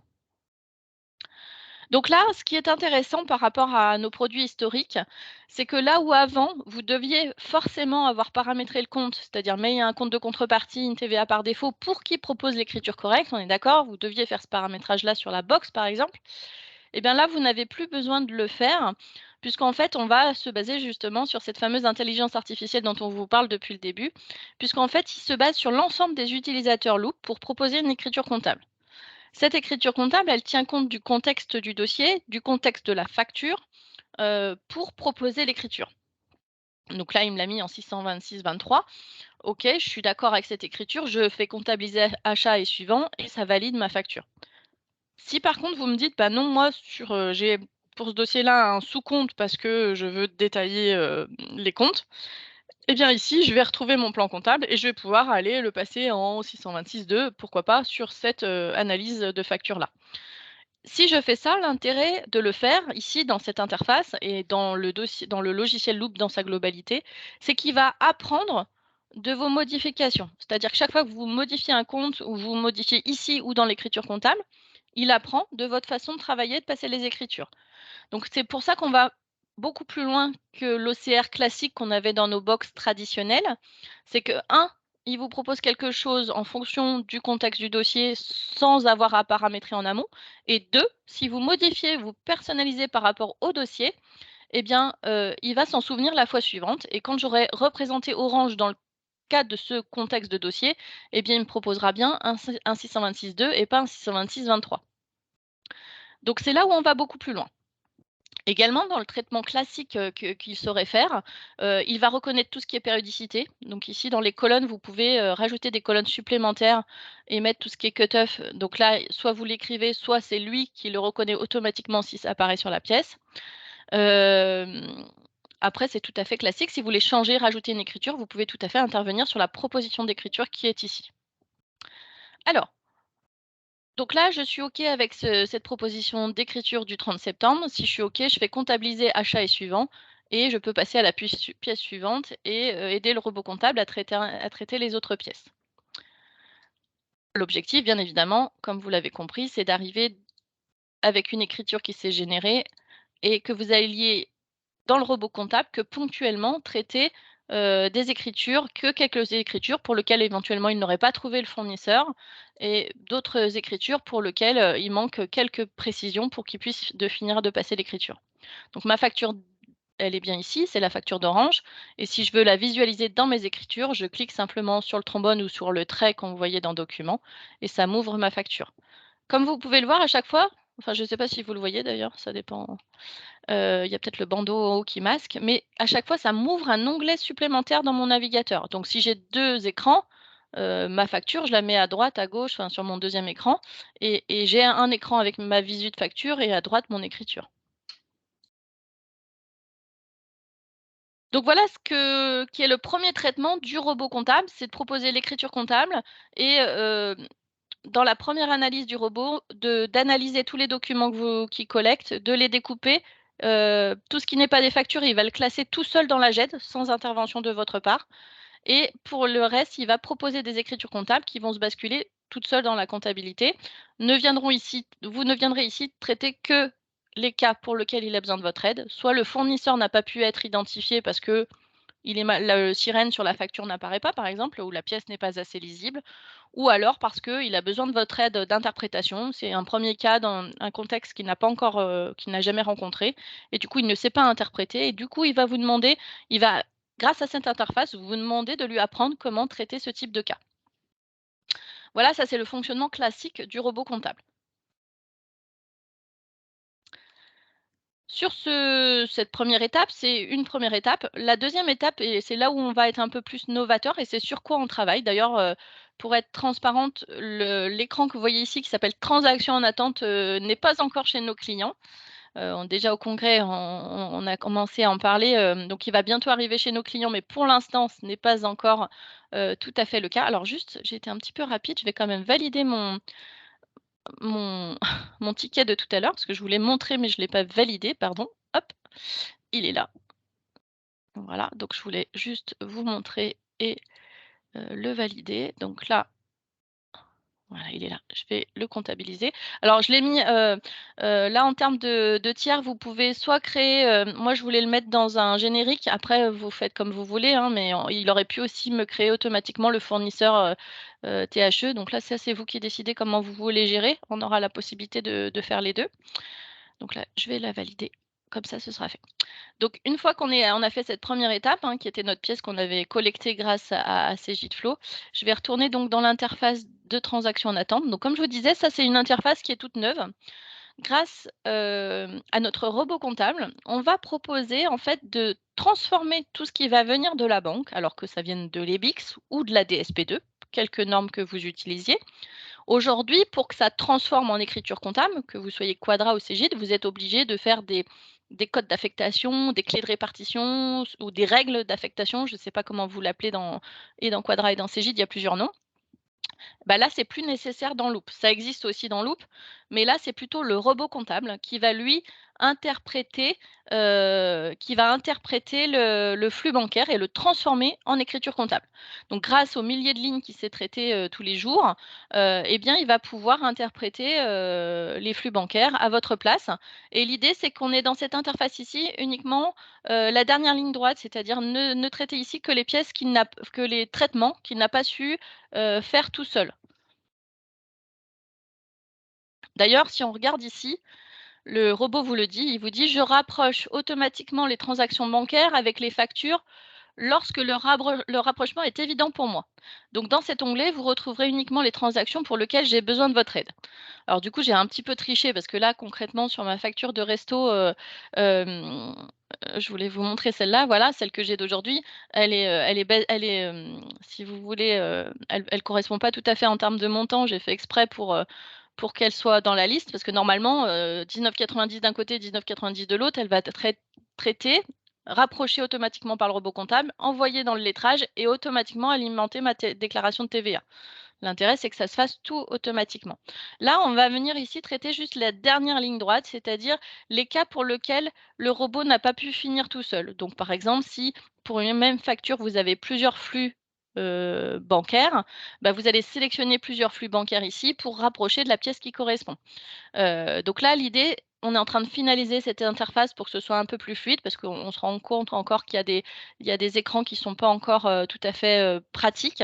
Mais l'idée, ça sera ça. Et puis, quand on aura des écarts de montant, par exemple, ici, on est à 79,33 si le flux est à 79, par exemple, le fait de rapprocher ici, ça passera le compte d'écart de lettrage qui sera disponible ici en automatique. Et l'objectif est bien d'alimenter, de lettrer automatiquement derrière cette opération et d'envoyer tout ça dans la TVA et qu'elle se remplisse en automatique. Donc, c'est la première étape. Donc, sachez qu'on est en train de finaliser cette interface pour qu'elle soit encore plus optimisée et que vous n'ayez vraiment plus d'interrogations sur le traitement des pièces. L'objectif est bien d'alimenter automatiquement notre déclaration de TVA.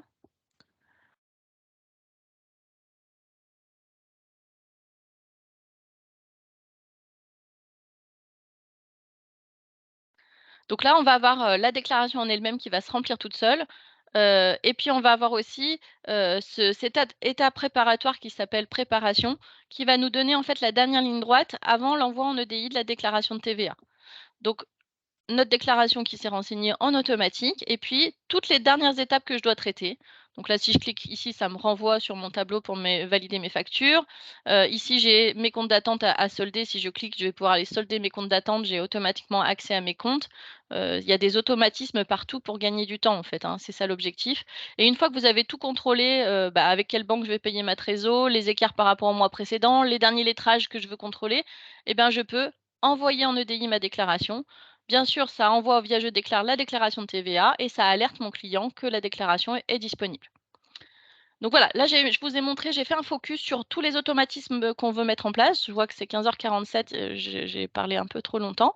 Je dois laisser de la place à ma collègue Alexandra. Sachez que c'est un produit complet, donc je pourrais passer encore beaucoup de temps à vous parler de la révision, des plaquettes, de tout ce qu'il y a dans l'outil, hein. Il y a plein de choses à vous montrer. Soyez pas frustrés parce que je vous ai pas montré de saisie, pas montré de révision. Il y a bien tout ça dans l'outil, mais ça nécessiterait qu'on y passe un peu plus de temps ensemble. Donc si vous avez envie de le voir, moi je me tiens à votre disposition et Isabelle nous transmettra les demandes pour qu'on puisse vous présenter l'outil dans sa globalité. Mais sachez qu'il y a tout un tas d'automatismes qui ont été mis en place pour vous aider à gagner du temps sur on va dire les tâches un peu moins intéressantes, on va dire, mais où on met en place ces automatismes et où vous ayez que des contrôles à faire pour vous assurer que tout est conforme à ce que vous attendiez. Oui, je rebondis sur ce que dit Fanny. Donc, effectivement, c'est un produit il y a beaucoup de choses à l'intérieur, donc c'est difficile de faire une présentation courte. On a voulu là faire un focus sur ce qui était automatisme, mais effectivement, il y aurait plein d'autres choses à vous montrer, notamment l'alias qui est très joli par rapport, là je parle plutôt pour les utilisateurs Quadra parce que l'alias CJ Expert, elle est pas mal aussi, mais c'est vrai que l'alias Quadra, bon, elle n'est pas très très belle. Là, on a une liasse vraiment beaucoup plus jolie sur Loop, mais on refera des démos à chacun d'entre vous qui est intéressé pour vouloir aller plus loin. Je crois que Fanny est en train d'ouvrir l'alias là Oui, peut-être. parce que je Oui. rebondis sur ce que tu On dis, va mais juste vous la montrer parce qu'elle est vraiment très très très très sympa. et puis surtout après, facile à personnaliser surtout. Voilà, c'est ça qui est intéressant. Vous pouvez faire vos annexes, vos plaquettes vos annexes et vos attestations au format Word, donc ce qui fait que si vous voulez rajouter du gras, du surligné, du texte complémentaire, ça se rafraîchit directement dans la plaquette et on peut toujours remonter au détail des comptes simplement en faisant un clic droit propriété. Là, je remonte au détail de mes comptes et je peux même, si j'ai pas encore clôturé, modifier mon écriture et rafraîchir ma plaquette, c'est instantané, hein. Voilà. C'était juste pour vous rassurer que c'est bien un outil complet qui fait tout et qu'on peut vous le montrer, vous le détailler. on va enchaîner sur une rapide présentation par Alexandra sur les outils collaboratifs, mais là, les outils collaboratifs en lien avec Loop, donc c'est pas la même chose que ce qu'on vous a présenté ce matin.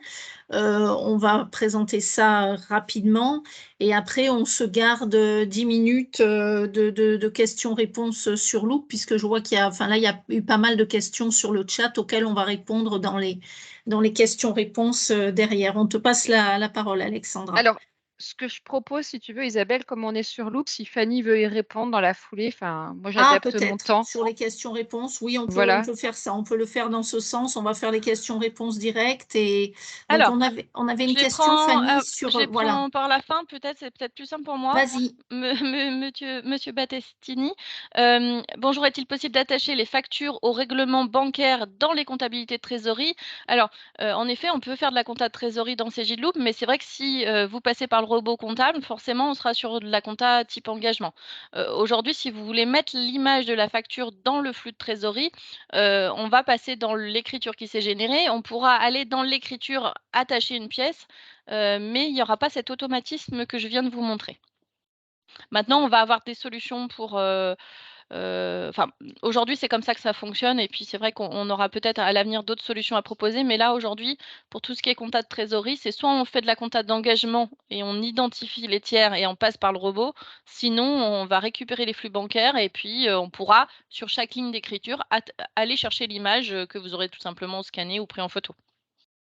Mais elle ne remontera pas automatiquement, forcément, puisqu'elle n'y sera pas. Puisqu'en ça fait, sera ce qui pas va un alimenter la automatisme, ligne voilà. d'écriture, ça sera le relevé bancaire. Et dans le relevé bancaire, je n'ai pas l'image de la facture. Voilà. J'avais une question sur les assistants de Quadra. Alors oui, je ne l'ai pas montré, mais on a bien les créances douteuses, les ICC, tous les cut-offs que vous avez. Il nous en manque encore un ou deux qui sont les VMP qu'on est en train de rajouter là, qui va arriver d'ici une quinzaine de jours. On est en train de rajouter un ou deux autres automatismes que vous connaissiez dans Quadra, qui ne sont pas tout à fait finis, mais qui arrivent là incessamment sous peu.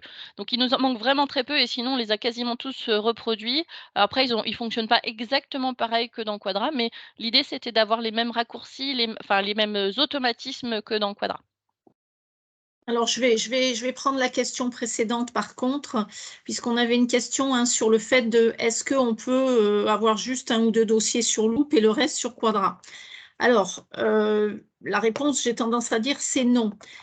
Alors, ça ne veut pas dire pour autant que vous allez forcément basculer tous vos dossiers Quadra sur Loop dans la seconde et tout en même temps, hein. Mais il faut quand même comprendre que Loop, c'est un chantier qui est quand même assez engageant, puisque comme vous pouvez le voir au niveau du produit, c'est quand même pas mal disruptif, hein, par rapport au mode de production plus traditionnel avec des outils de type Quadra ou de type CJ d'Expert. Donc, c'est un chantier à mener auprès de vos équipes en interne.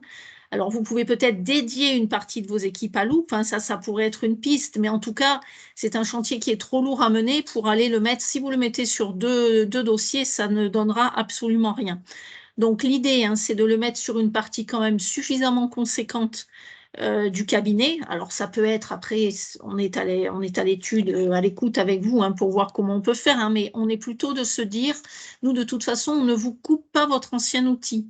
C'est-à-dire qu'en fait, on va vous ouvrir Loop en parallèle de votre Quadra ou de votre CJ d'expert et on va se donner une deadline de dire, ben, on bascule la totalité des dossiers en 6 mois, en 1 an, mais sachant que pour que ça soit efficace, il faut en basculer quand même un bon paquet d'un coup au début, sinon c'est trop compliqué. Et surtout, vous allez avoir, ça va être beaucoup trop compliqué au niveau de vos collaborateurs de jongler avec l'utilisation de 2 outils.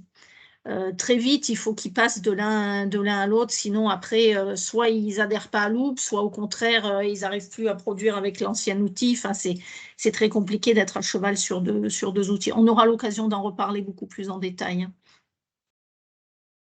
Est-ce qu'il y avait d'autres questions? Moi, je vois une question sur l'analytique. Oui, bien sûr, on a de l'analytique dans CJ Loop. Je vous confirme, il faut créer les sections, les axes. En termes de restitution en standard, on a balancé grand livre et là, on est en train de rajouter, bien sûr, bilan, compte de résultats et c'est surtout dans les restitutions parce qu'on a des liens dynamiques avec Excel qui sont très, très forts et très, très pratiques. Là aussi, j'ai pas eu le temps de vous le montrer, mais c'est vraiment très puissant, que vous allez pouvoir faire des super tableaux analytiques, avec CJ Loop. Alors, il y a une question aussi sur les tarifs.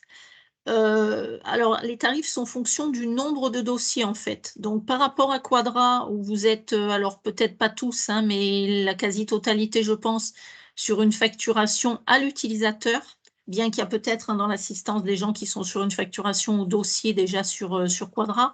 Mais sur Loop, on va être sur une facturation au dossier. Le tarif au dossier est en fonction du volume global de dossiers que vous avez sur Loop. Donc là, on fait évidemment des études financières au cas par cas, hein. Si vous avez 100 dossiers au cabinet, le prix au dossier sera de temps. S'il y en a 200 de temps, s'il y en a 300 de temps. Et avec également, à savoir également, pas de paye sur Loop. Donc, ça veut dire qu'on garde votre... Donc, soit vous avez une paye chez un autre éditeur, là, il n'y a pas de sujet, hein, c'est interfacé, vous récupérez les OD de paye. Soit vous avez votre paye sur CJ d'Expert ou sur Quadra Expert, et vous gardez votre paye sur CJ ou Quadra avec les OD de paye qui vont aller se déverser sur Loop. Alors, une autre question, sur Conciliator, il y avait la reprise à ligne. Ah oui, au Alors niveau oui, des en factures. effet, on n'a pas alors c'est vrai que je l'ai pas dit. En effet, on ne sait pas faire ça dans CJ Loop aujourd'hui. On n'a pas la possibilité d'interpréter chacune des lignes contrairement à Conciliator. Donc là, on va plutôt travailler quand on a différentes natures de lignes de documents avec de l'apprentissage.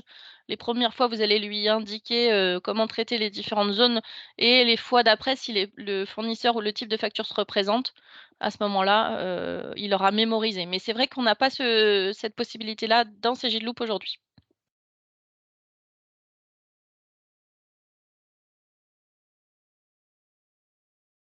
Alors, qu'est-ce qu'on a? Quid API vers CRM externe, collecteur de données Uber? Ça, je te laisse répondre, Fanny. Alors Sur tout ce qui est moi, pas ouverture que vers je l'extérieur. sache aujourd'hui, j'ai pas de connecteur via de la CRM. Ils avaient à un moment donné, évoqué une future connexion avec, Salesforce. Je sais qu'au congrès, certains éditeurs ont été rencontrés, mais à date d'aujourd'hui, j'ai pas de nom d'outil de CRM. Après, on a un outil que Isabelle pourra vous transmettre, qui liste l'ensemble des partenaires avec qui on travaille, pour lequel on a l'état d'avancement des connexions API. Avec Loop et aussi avec Quadra et CJ d'Expert, hein. Donc on peut vous transmettre cet état-là pour, vous donner un état des lieux de ce que font tous les partenaires avec lesquels on travaille et ce que vous pouvez connecter ou pas ou bientôt connecter avec nos outils. En tout cas, sachez que Loop a été construit dans un modèle full web, donc est beaucoup plus agile technologiquement pouvoir être interactif et connecté à un monde extérieur. Et donc, effectivement, avec Isabelle, on pourra vous montrer le hub d'API qui aujourd'hui est existant. On a quasiment une connexion avec plus d'une trentaine d'éditeurs qui sont dans divers domaines d'activité pour vous permettre justement la communication des données et la collecte de données plus rapide. Si on n'a pas d'autres questions sur la démonstration de Loop, Fanny, merci beaucoup pour cette démonstration. Peut-être te laisser la parole, Alexandra, pour pouvoir avancer sur tes sujets. Oui, je reprends la parole. Donc, on va continuer l'aventure avec Loop et vous montrer que si vous utilisez aujourd'hui des services collaboratifs ou si vous souhaitez en utiliser, vous allez pouvoir le faire également avec Loop. Alors, je vais vous partager mon écran cette fois-ci. Je vais juste réduire cette fenêtre. C'est parti. Donc, pour vous présenter l'ensemble des services collaboratifs, peut-être qu'il y en a qui étaient déjà dans l'atelier de ce matin à 10h30 que j'ai animé, également sur les services collaboratifs avec les solutions Quadra et Cegid. Oui, il y a certaines il y avait choses. des clients qui étaient ce matin, Voilà. je confirme. Donc, il y a quelques éléments qui vont se ressembler, mais pas tout. Donc, vous pouvez rester, vous allez apprendre des choses. Donc, on va retrouver une pyramide du collaboratif, en fait, pour vous montrer qu'à chaque étage de cette fameuse pyramide, en fait, qui ressemble étrangement à la chaîne de production, vous allez avoir des services collaboratifs en lien également avec Loop. On va retrouver ce premier étage qui est le travail, je dirais, de départ des dossiers en tenue, qui est la collecte et le fait aussi de pouvoir restituer et de publier des informations à vos clients. Donc, on va voir que vous allez pouvoir continuer, Fanny nous l'a montré, à échanger en fait avec vos clients et sur notamment le travail de tenue. On va voir également que vous pourrez continuer aussi à récupérer des journaux de vente, bien entendu, parce qu'on a également des API, on est interfacé, mais on est surtout intégré intimement avec une solution, notamment Cegid Devicfacture et avec Loop. Pardon. Sur le deuxième étage donc, de la pyramide, c'est également le partage de la production. Donc, partager en fait la comptabilité.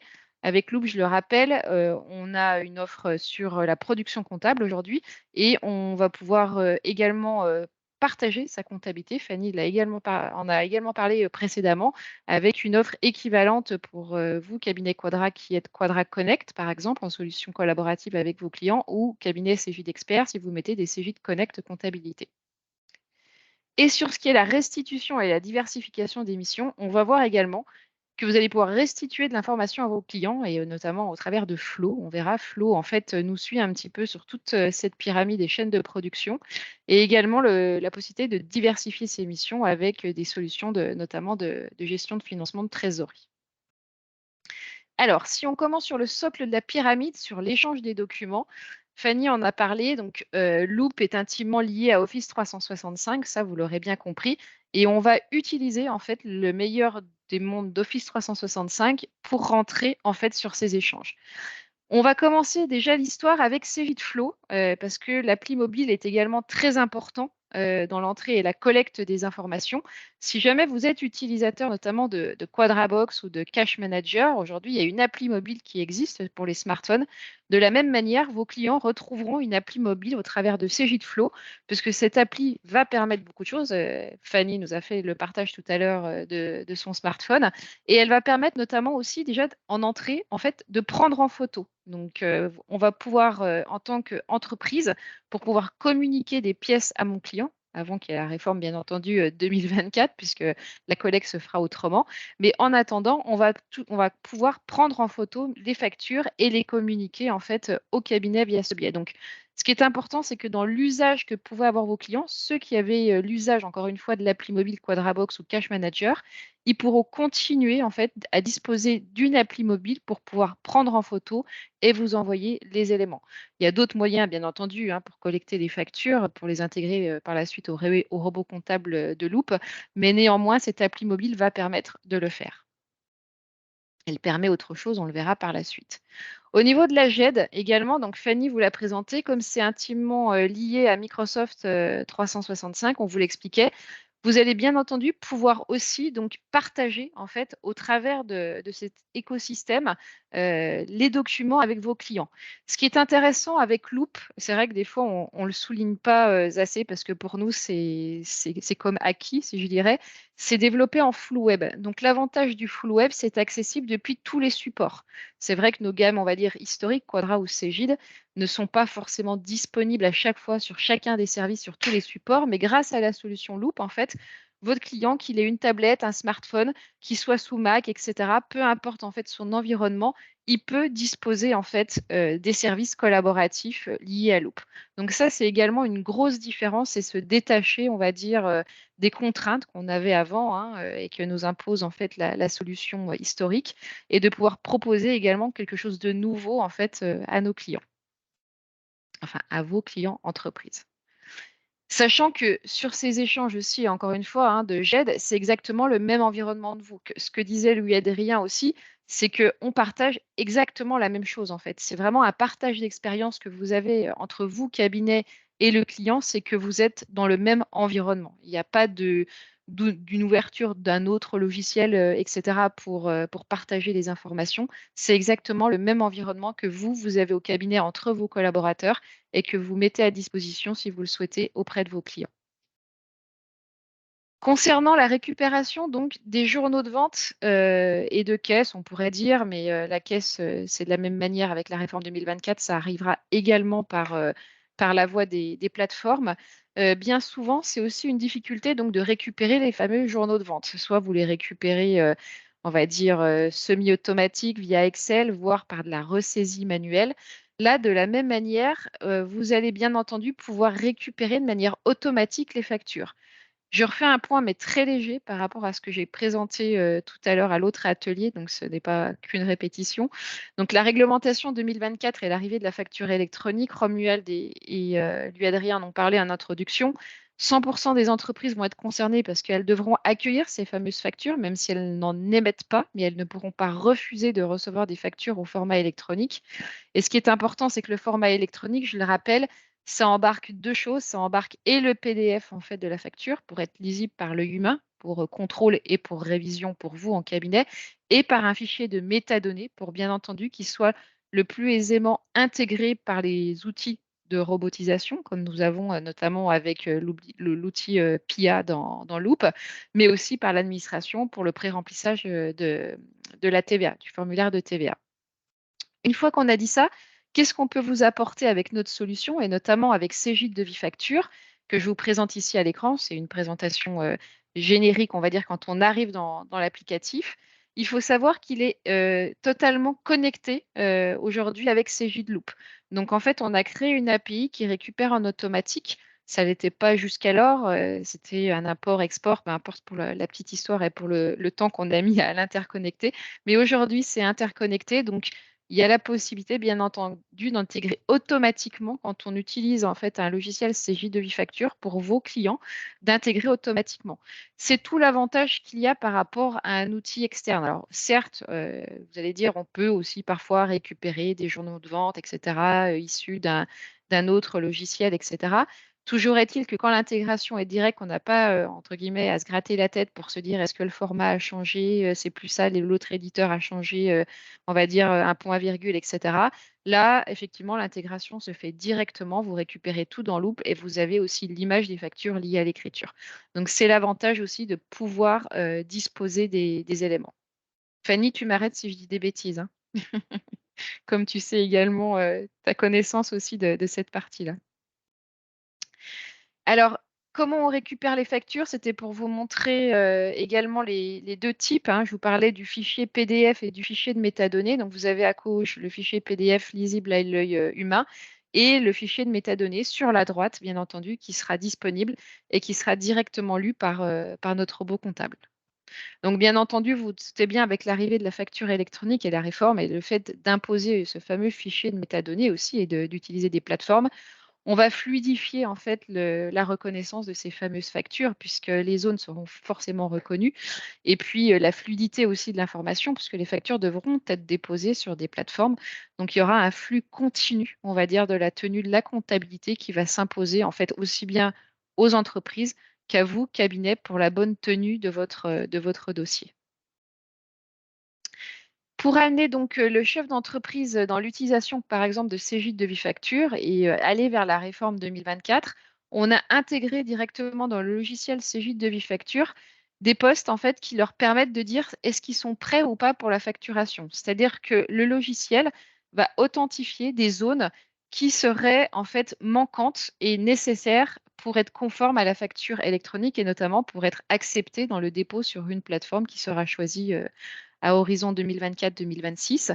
Et donc, il va pouvoir être, si je puis dire, éduqué pour être prêt dans son logiciel à prendre en main la facture électronique. Donc là, de la même manière, c'est un avantage aussi, c'est d'amener en fait le chef d'entreprise au bon usage de la facture électronique pour demain.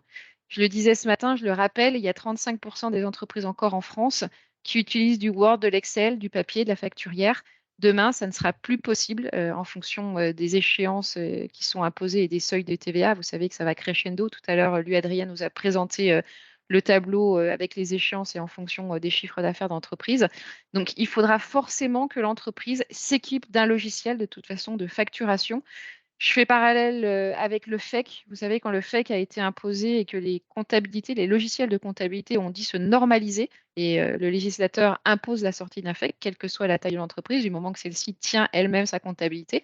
Donc, même si l'artisan avait, je prends l'exemple d'un Quadradio compta dans son entreprise et qui souhaitait, entre guillemets, continuer l'aventure, s'il n'avait pas de contrat, par exemple, sur sa compta Quadradio à l'époque, eh ben, il devait ressouscrire à un contrat pour bénéficier d'une mise à jour, pour avoir le FEC, par exemple, comptable et pouvoir se conformer à ce qu'attendait le législateur, ou du moins le contrôleur fiscal en cas de contrôle, et de pouvoir générer un FEC. Ben là, de la même manière, en fait, avec le logiciel de facturation, comme on a une conformité des factures à avoir et que le législateur impose un format, il va falloir que toute entreprise qui émet une facture minimum par an soit conforme à ce qu'attend le législateur.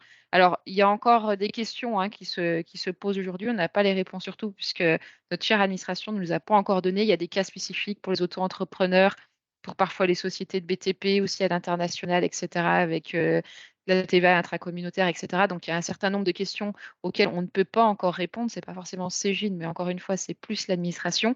On va dire qu'il traite pour l'instant les cas génériques globalement, mais en tout cas, tout le monde devra s'informatiser par rapport à un logiciel de facturation.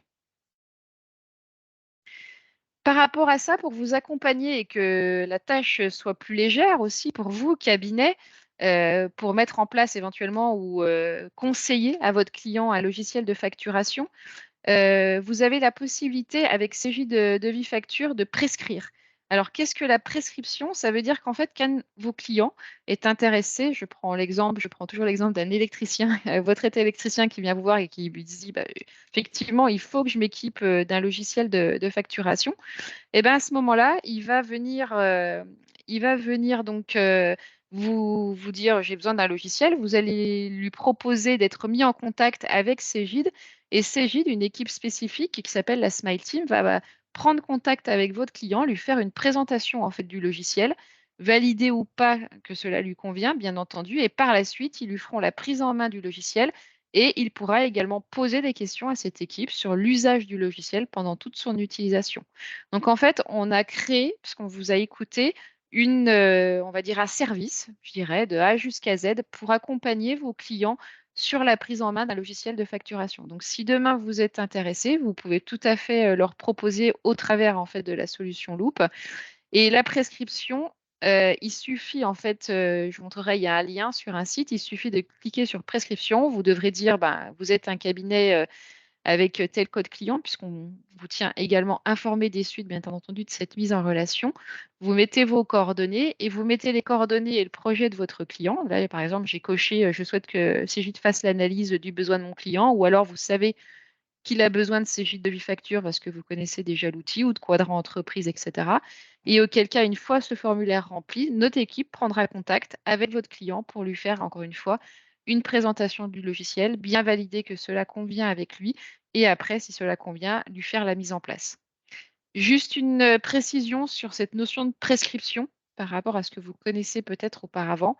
C'est-à-dire que Cégide prend en main votre client de A jusqu'à Z, je vais y arriver, mais y compris sur la facturation. C'est-à-dire que c'est Cégide qui facturera aussi directement votre client dans ce cas de figure.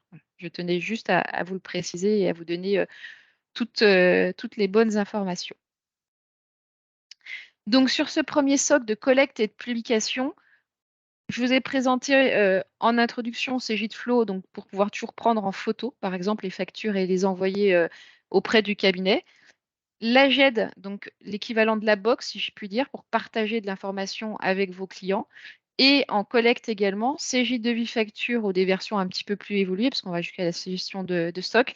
C'est vrai qu'on aurait pu mettre aussi Quadrant Entreprise, parce que Quadrant Entreprise aussi il fonctionne bien entendu via un apport de journal de vente également avec Loop.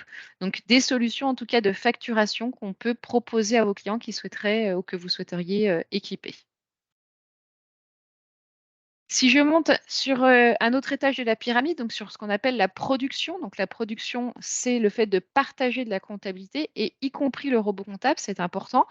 Vous allez retrouver la même chose que vous avez finalement aujourd'hui quand vous êtes utilisateur de Quadra Expert, éventuellement si vous mettez du Q-Connect avec la Quadra Box à votre client entreprise, ou si vous êtes CJ d'Expert et que vous mettez à disposition CJ d'Expert Connect avec Cash Manager. De la même manière, comme vous partagez et comme Fanny vous l'a présenté précédemment, vous allez pouvoir partager Loop Comptabilité avec votre client. Donc, il va également avoir la même interface, hein, il n'y a pas d'import, il n'y a pas d'export, etc. C'est comme si on partageait Loop, au lieu que ce soit un collaborateur en fait, du cabinet, c'est l'entreprise qui est connectée. L'avantage qu'il y a également à cette comptabilité Loop, parce qu'on a eu parfois, lui Adrien, souviens-toi, des questions de dire mon cabinet, il est sous Mac, etc. Est-ce que vous avez une comptabilité compatible Mac? À chaque fois, on vous répondait non avec Quadra et avec Cegid. Grâce à Loop, effectivement, l'avantage aussi, je vous le disais en introduction, c'est qu'on s'affranchit en fait des supports et on va dire des contraintes technologiques. Donc, c'est full web, c'est accessible depuis une tablette, un smartphone. Et puis, bien entendu, c'est compatible avec Mac. Lui, Adrien, je te laisse Effectivement, confirmer. on vient. Non, non, tu as raison. On a été confronté à de nombreuses reprises à cette situation et aujourd'hui, c'est un vrai plaisir de pouvoir dire on a l'équivalent d'un Q-Connect qui soit plus moderne, qui soit plus accessible et surtout plus ouvert aux usages d'aujourd'hui.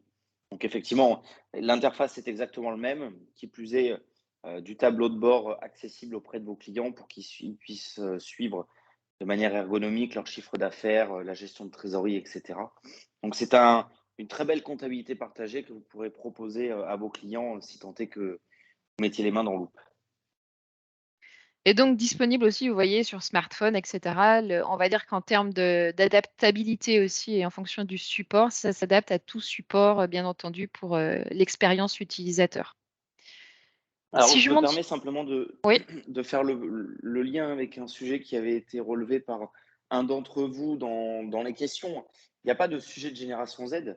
On est dans les usages d'aujourd'hui finalement. La tablette, le téléphone, l'ordinateur.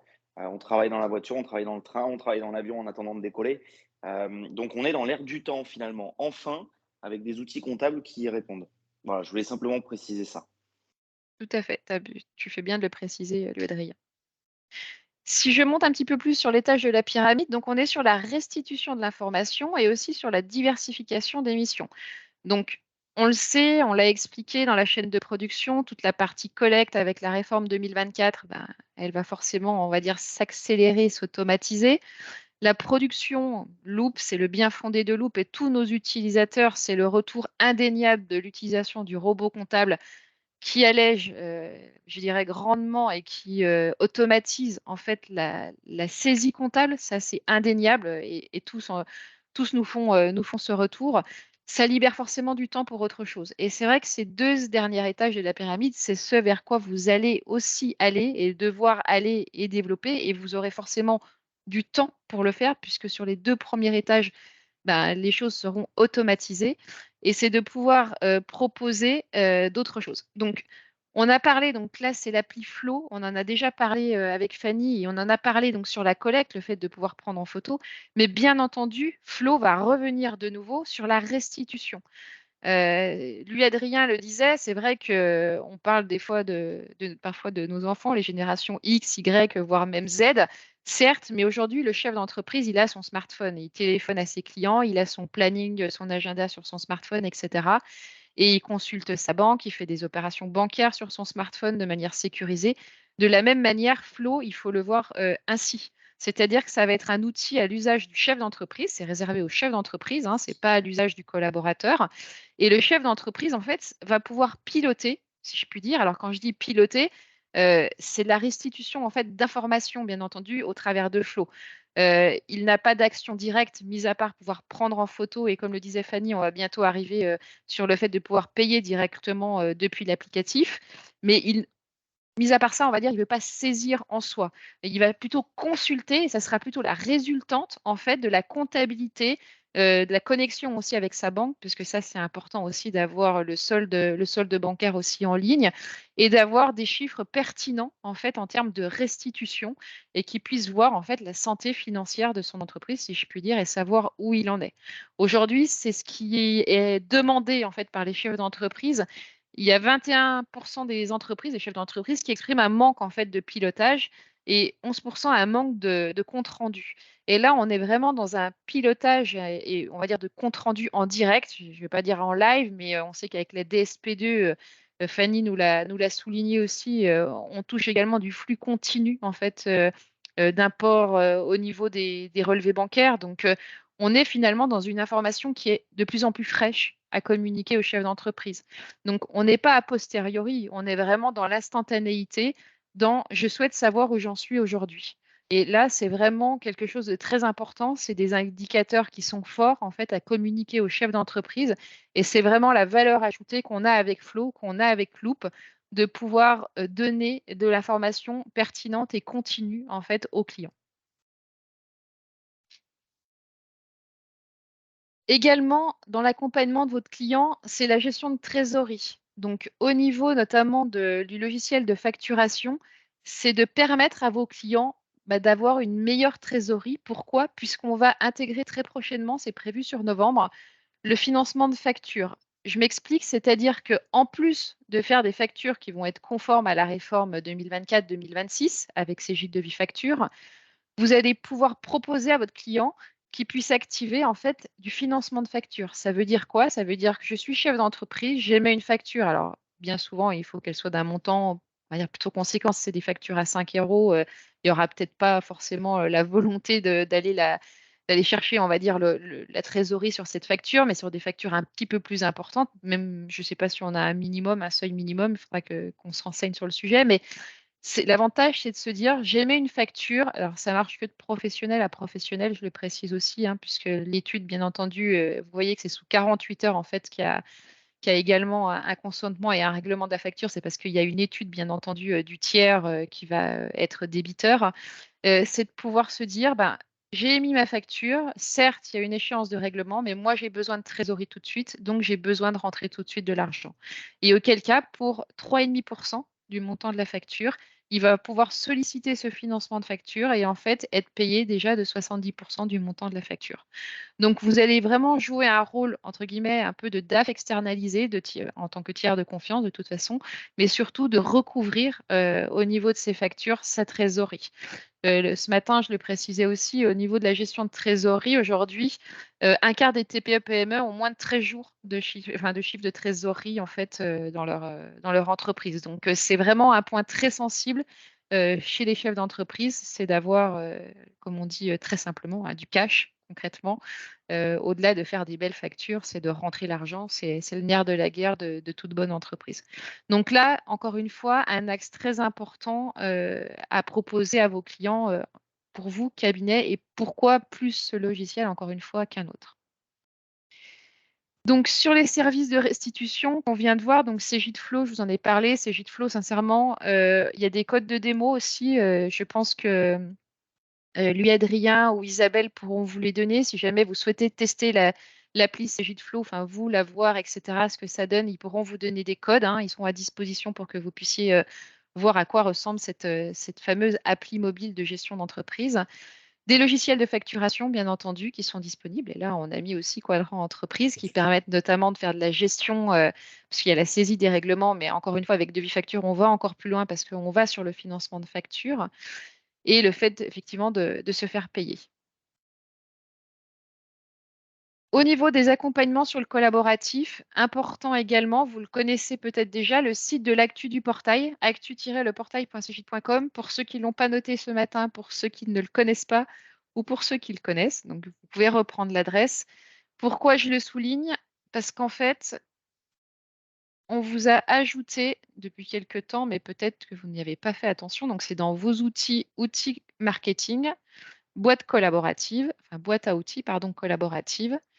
Vous pouvez choisir en fonction de la solution que vous utilisez. Si vous êtes Cegid Expert, Quadra Expert, mais aussi si vous êtes Cegid Loop.